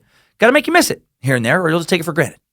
So crazy stuff, right? Man, so many people died or were crippled or at the very least falsely accused and tortured because some 15th century monarchs were worried about Jews and Muslims rising up against their Catholic rule. We'll never know how many people were affected by the Spanish Inquisition. Victim numbers vary wildly. Estimates have ranged from 30,000 to 300,000 people dying during the Spanish Inquisition. Some historians are convinced actually that millions died. So I should have said most estimates, were between 30 and 300,000. The Catholic Church itself only admits to about 1,300 people dying and about 125,000 total people being put on trial. Part of what makes it hard to nail down specific numbers is due to the church only counting victims from church sanctioned Inquisition tribunals, and that only accounted for a part of the Inquisition. There was a lot of non-sanctioned tribunals doling out torture and murder over the years, which is even scarier in a way. And it makes you appreciate the whole innocent until proven guilty thing we have, right? I mean, it does for me. I get a little judgy like all humans do when certain people are accused of certain crimes, like rape or pedophilia or child murder, that kind of shit. I get real inquisitional real quick. I want to put them on the rack. I want to put hot coals in between their toes. I want to make them sit on Judas' chair. I want to get out, fucking Jupiter's twist, and I want to do it right now. But you got to give them due process. We don't want to ever kick off another round of inquisitions. Another reminder of how bad today also another reminder today is, or another thing we went over today, God, I can't speak, is just how bad the Jews had it throughout basically the entirety of European human history. Like we know about the Holocaust, we all know about that, except Holocaust deniers who are, they've gone to an unbelievably irrational kind of flat earther mental place, making it pointless to even try to reason with them. But for us rational people, we know about the Holocaust. But it turns out the Spanish Inquisition, another real low point for the Jewish people. A lot of historians believe that over 90% of all of the victims of the Spanish Inquisition were either of Jewish descent, were Jews, or were thought to have been Jews. I've heard Christians joke around about the Jews being responsible for the death of Christ, but that was one dude, okay, son of God, but still one. How many Jews have now been killed, overall by supposed Christians, especially in, like in Europe? Man, millions and millions and millions. Crazy. Just another reminder why anti-Semitism is something to be taken seriously. Historically, anti-Semitism has gotten way out of hand many times. Many, many, many times. So let's get the hell out of here.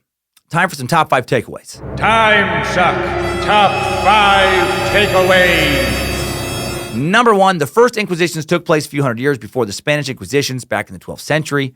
And then Inquisitions continued all the way up until the 19th century. They had a good long run. Let's hope they never make a comeback. Number 2, the Iberian Peninsula was a tough place to live for a few thousand years. So many kingdoms, so much turnover, so much war.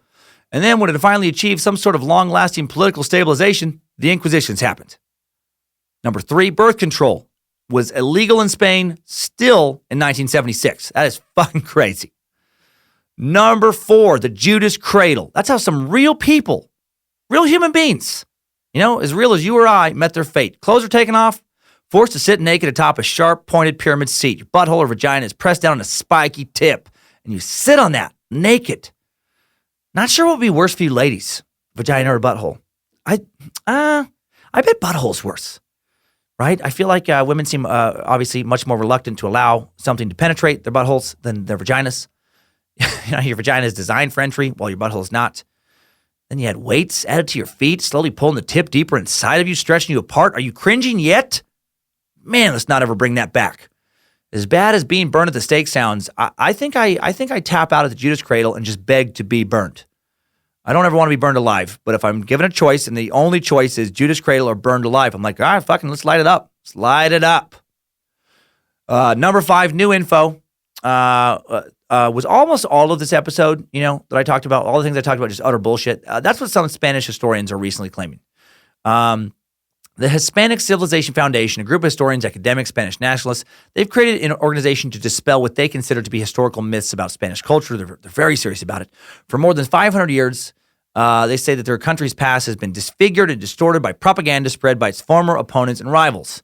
The so-called Leyenda Negra, a black legend, has been spun by chroniclers in England and the Netherlands, supposedly sought to depict their Roman Catholic enemies as unusually cruel and bloodthirsty, and they wanted to exaggerate the brutality of the Spanish Empire and the Inquisition.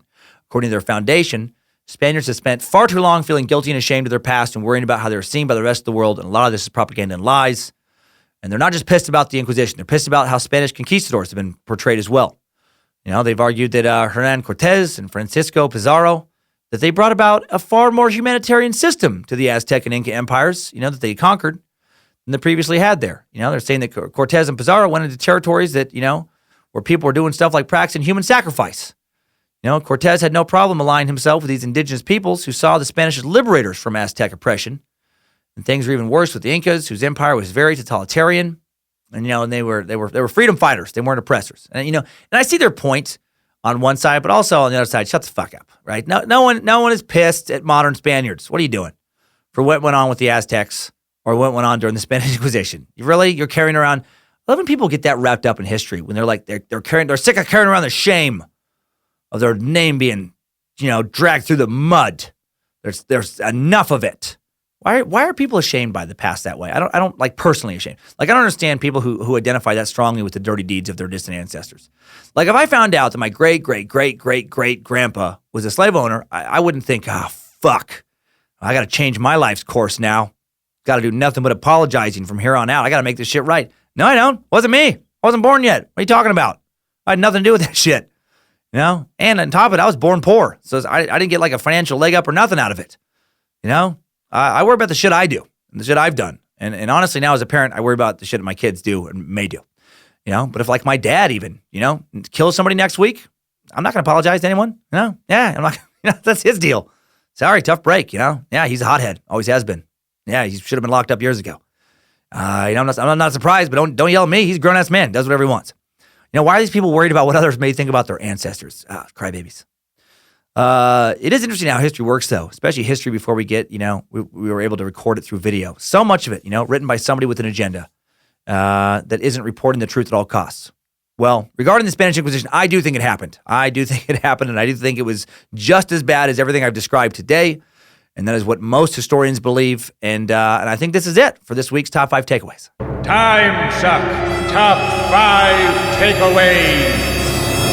Spanish Inquisition has been sucked. So much torture. It was fun to dig back into European history again. Got to get some more world history on the suck. So fascinating to me how all of our nations have been formed. So interesting how many cultures there are in this one big rock and how they're just constantly morphing and changing. Don't forget to grab my new album, Maybe I'm the Problem, on iTunes, Amazon, and Google Play if you're a Santa fan. It's available at all the usual digital suspects now. I'm very proud of it. The reviews so far have been pretty good. Pretty good. Thanks to Harmony Vellicamp, Jesse Dobner, Lindsey Cummins, Josh Krell, entire Timesuck team for their help, and huge thanks to Maddie, the Heater Teeter, Bojangles Research Department official intern, for doing some great research. Would not have known about the Judas Cradle without you, Maddie. Next week, Gary Ridgway, the Green River Killer, convicted of 49 murders that occurred between 1982 and 1998 in the Pacific Northwest. He supposedly confessed to over 70 murders, thought to have killed over 90 people. He's almost as bad as a Spanish Inquisitor. According to Wikipedia, he had a bedwetting problem until he was 13, and his mother would wash his genitals after every episode. If you're a parent and your kid's a bedwetter, don't fucking do that. Don't wash their dick or vajay. You let them wash it themselves. He would later tell a defense psychologist that as an adolescent, he had conflicting feelings of anger and sexual attraction towards his mother, fantasized about killing her, so it seems like she at least helped him become a serial killer. Interesting to find out if all this is true. This is just a quick little glance at Wikipedia. We're going to do a much, much deeper dig for this next week's Suck. Looking forward to a serial killer Suck. Is that weird to say? My brain is tired from the past several Sucks. They've been very tough to research. Biographies, always a little more straightforward. Thanks for following, by the way, on such a wide range of topics, man. Downloads are pretty consistent now, which is just incredible to me. Because this is not how you're supposed to do a podcast. Timesuck, I get why people passed on the concept. It's not good for marketing. What is it? Is it a history podcast? What is it? Is it a true crime podcast? Is it a paranormal podcast? A theology podcast? What the fuck is it? It's Timesuck, motherfucker. It's following the path of curiosity about the world around us. And to be honest, it does tend to focus a wee bit on the dark side of the world around us. Sorry, that's just what I'm drawn to. But it's just about everything interesting. About learning new stuff about anything that is interesting. And now, let's find out what you suckers have been drawn to this past week with some Timesucker updates. Updates? Get your Timesucker updates. All right, Shadow People update first. Always creepy. This one is from Spooked Timesucker Grant Huddleston. Grant writes, "Hail Suck, Master Prophet of Nimrod. My brother and I have been listening to Suck for a few months now, trying to catch up. We are farmers in California." That's awesome. I don't know why I always get excited about like farmers. Seems like a cool job. And the other night, there was a Shadow People episode on while we were irrigating at night. Oh man, that's the wrong one for that. I was in the middle of a pitch black area trying to get through it, but I couldn't. I know how you feel when you said that it freaked you out. Being alone at night, surrounded by only trees and darkness, waiting for the slow moving water. Oh, so you were in a ditch. Sorry, you were in a ditch at night. Oh my God. With nothing to do but listen to you scare yourself scared me. I had to wait until the next day to listen to the suck again because I don't skip episodes. Oh, that's hilarious. You had to like stop listening. No, man, I get it. You sound like you're just like me, where I can talk real tough during the day and then I get real scared at night. Thanks for making a community that I feel like I belong to. My brother and I talk about episodes every day. Oh, that's awesome. And both comment on how we feel like we know you and are friends with you because you come into our ear holes and suck at us every day. Can't wait to see you form in Sacramento in a few weeks. We hope to finally meet the Lord of Suck, even though we feel like we've been friends for a while now. Keep on sucking. Well, you will meet me. I talk to everybody who comes to the shows after the show, shake everybody's hand, all that. And, it is interesting. I feel like a lot of you guys those of you who have listened to the whole catalog, in a way, you do know me more than most of my friends have ever known me. Because it's kind of a weird thing with podcasting where you put yourself in a mental space where you almost pretend like no one's ever going to hear what you're saying, even though everybody hears it. So I've talked to other podcasters that way. It's kind of a weird thing. So you do know me. Now, sweet message from kind-hearted timesucker Rachel Hoffman, who says, "Hi there, Dan, Michigan timesucker Rachel. Here to tell you how much of a difference you make. I had the opportunity to see your stand-up show in Detroit in February, and you had the opportunity to have my very drunk boyfriend swoon over you. Since your show, I've marathons Timesuck and listened to every episode while at my terrible desk job. You, dearest Dan, are the light in the dark, mundane, and monotonous days. Even when I don't think that I will be interested in a topic, I listen anyway and find myself endlessly amused. I never thought of myself as an avid learner, but Timesuck has made me realize I do have a curiosity for knowledge." Wow, that was some sappy shit. And again, that's Rachel saying this, not me. That'd be a weird take if that was me saying that. Like, wow, okay, you fucking weirdo. That was sappy as hell. Ugh. No, it's still Rachel talking. Wow, that was some sappy shit, but yeah, just keep doing what you're doing. Thanks for allowing Bojangles' wicked self to beat knowledge into you. Hail Nimrod, also Zafina, and watch out for Chikatilo when he's feeling handsy. P.S. Paul Bunyan might be a cool time suck for your Midwest time suckers. Or since you have a love for the Irish accents, the Siege of Jadetville could be a good one too. Rachel Hoffman. Well, thank you, Rachel. That was very nice. Yeah, I love those kind of emails almost the most. Where you rekindle your knowledge and curiosity. I just feel like a lot of us, when we were kids, we'd get into reading cool books or sharing cool stories. Then at some point, a lot of us, it's like maybe the wrong teacher or just the wrong job just kind of beats that out of you. And you start to get the association of like having to learn is like a painful thing. Like, ugh, I got to go to this seminar this weekend. Ugh, it's going to be terrible. No, it can be fun. Now some fan fiction from creative sucker Grant Ritter. I'm excited because I did not allow myself to read this yet. I know what it's about. I mean, roughly from the first few sentences, but I didn't read further than that. So you're going to find out with me exactly what this is. What's up, Senior Suck? This isn't an update, but more of a story about an interesting discovery that I made. I'll start by saying that my grandfather was a huge Pootie and Juju fan. He owned every season of Pootie and Juju's Magic Twinkle Hole on DVD, VHS, and Laserdisc. He also owned every episode of the very short-lived television show Pootie and Juju's Secret Silly Sin Slit. Went through a mix of live action, animation, and psychedelia. Think Who Framed Roger Rabbit meets your worst fucking nightmare. Our dynamic duo travels through time and space to give historical naughties a what for as only they can. But another thing he owned was every single Pootie and Juju comic book. He owned every issue from the very first one published by Reverend Dr. Antoine Jackson Esquire III to the very last one published by Jamal Jackson, including the often glossed over Silver Age of P&J Comics written by Antoine's son and Jamal's father, Reverend Dr. Antoine Jackson Esquire III Jr. But what many people forget about Pootie and Juju history is that Reverend Dr. Antoine Jackson Esquire III Jr. was not always meant to be heir to the Pootie and Juju empire. It was originally meant to be his older brother, Bill Jackson. When Reverend Dr. Antoine Jackson III Sr. became too ill to continue on with the comics, he appointed his oldest son to take over the production. Bill, however, only ever published one comic, a comic that was so universally hated that it temporarily halted production on any form of Pootie and Juju entertainment for over a year. And I've recently found that comic in my grandfather's house. The comic has since become known as Pootie and Juju issue 0 in several Pootie and Juju fan circles, and it historically was only in circulation for less than 1 day. It only took 16 hours for the comic to be immediately removed from store shelves across the world, but the damage was already done. Nobody except for the seldom few who own the comic know the real title or the actual plot of it until now. The title of the comic is Pootie and Juju issue 445, Pootie History X, in which Pootie, no shit, joins the Aryan Brotherhood. Oh, fuck. Pootie and Juju were out on a lovely rollerblading spree as they had done every Wednesday for years when Pootie had a terrible accident. He or she had run into a harmless Mexican man, causing both of them to fall into the ground. The man was fine, but Pootie could not say as much. He or she had chosen to lead with their face on the concrete, hitting their head with a brutal thud, leaving them in a coma for many moons. Pootie awoke in a hospital with Juju right at their side. Juju could immediately tell that Pootie wasn't as they were before the accident. They were short with just about anyone who worked at the hospital who didn't have blonde hair or blue eyes. They flat out ignored any nurses or doctors of color, and they got super into Ted Nugent and Charlie Daniels. In the days that followed, Pootie was sleeping later and later. No longer was he waking up at 5:45 a.m. or on the dot like they had for years, but they were sleeping in until 11:12 a.m. Judy later discovers that the reason this was the reason for this was that Pootie was sneaking out to participate in neo-Nazi rallies. Shock, gasp, horror. Juju went into Pootie's room to investigate and found a poster of Adolf Hitler taking up the entirety of his wall, along with roughly a shit ton of copies of Mein Kampf scattered around the room. So Pootie could read it in whatever part of the room he was in. When Juju confronted Pootie about this, they shouted, "You sure do squawk a lot for a smelly brown person," and then they went on to say, "Put it in your lunchbox," and then dropped an N-bomb.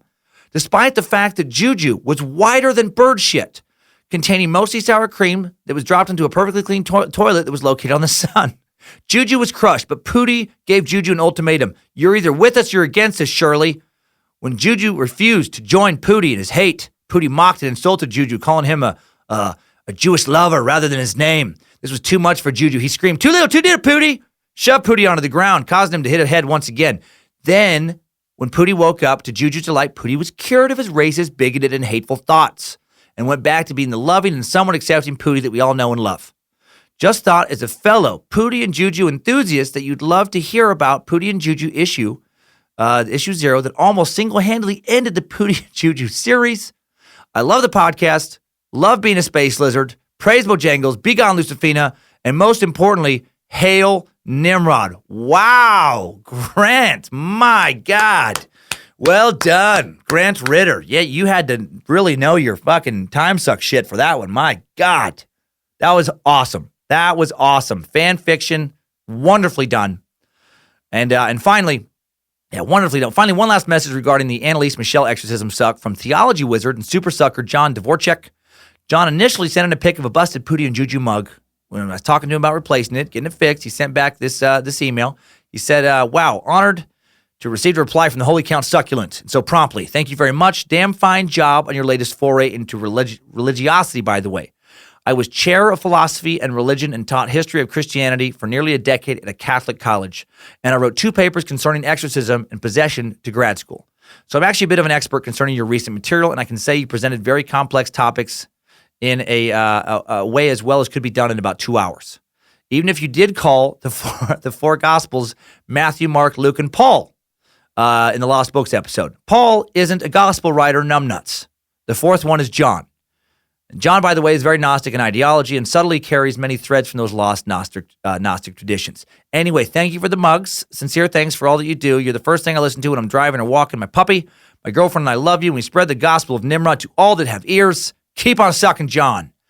Oh, man. Well, thank you, John. Thank you. Thanks for pointing out that mistake I made. And I love when experts in the field, man, give me some good feedback. And I'll tell you what, man, I think about experts every single episode now. It's why I was up till 1:30 in the morning, even though I had to get up at 5:30, working on the Spanish Inquisition, because I'm like, man, there's going to be someone listening who knows a lot of shit about this. I can't fucking butcher it. So you guys keep me focused. Many thanks to all you suckers who show up at shows, who write in, with topics, who pledge support on Patreon, and who enjoy learning as much as they can during the limited amount of rotations they have around the sun of ours. Love you guys. Thanks, time suckers. I needed that. We all did. Have a great week, everybody. Don't forget to check Instagram for the release of that last Pootie and Juju limited edition mug. I think tomorrow morning. I don't have the exact time yet, so keep an eye on Instagram tomorrow morning if you really want one of those mugs. And be sure and pick up maybe on The Problem on iTunes, Amazon, Google Play. If you enjoy my stand-up, do not set down on a Judas cradle. Do not set someone else down on a Judas cradle. Do not try to see if you actually can create a Jupiter's twist. And keep on sucking.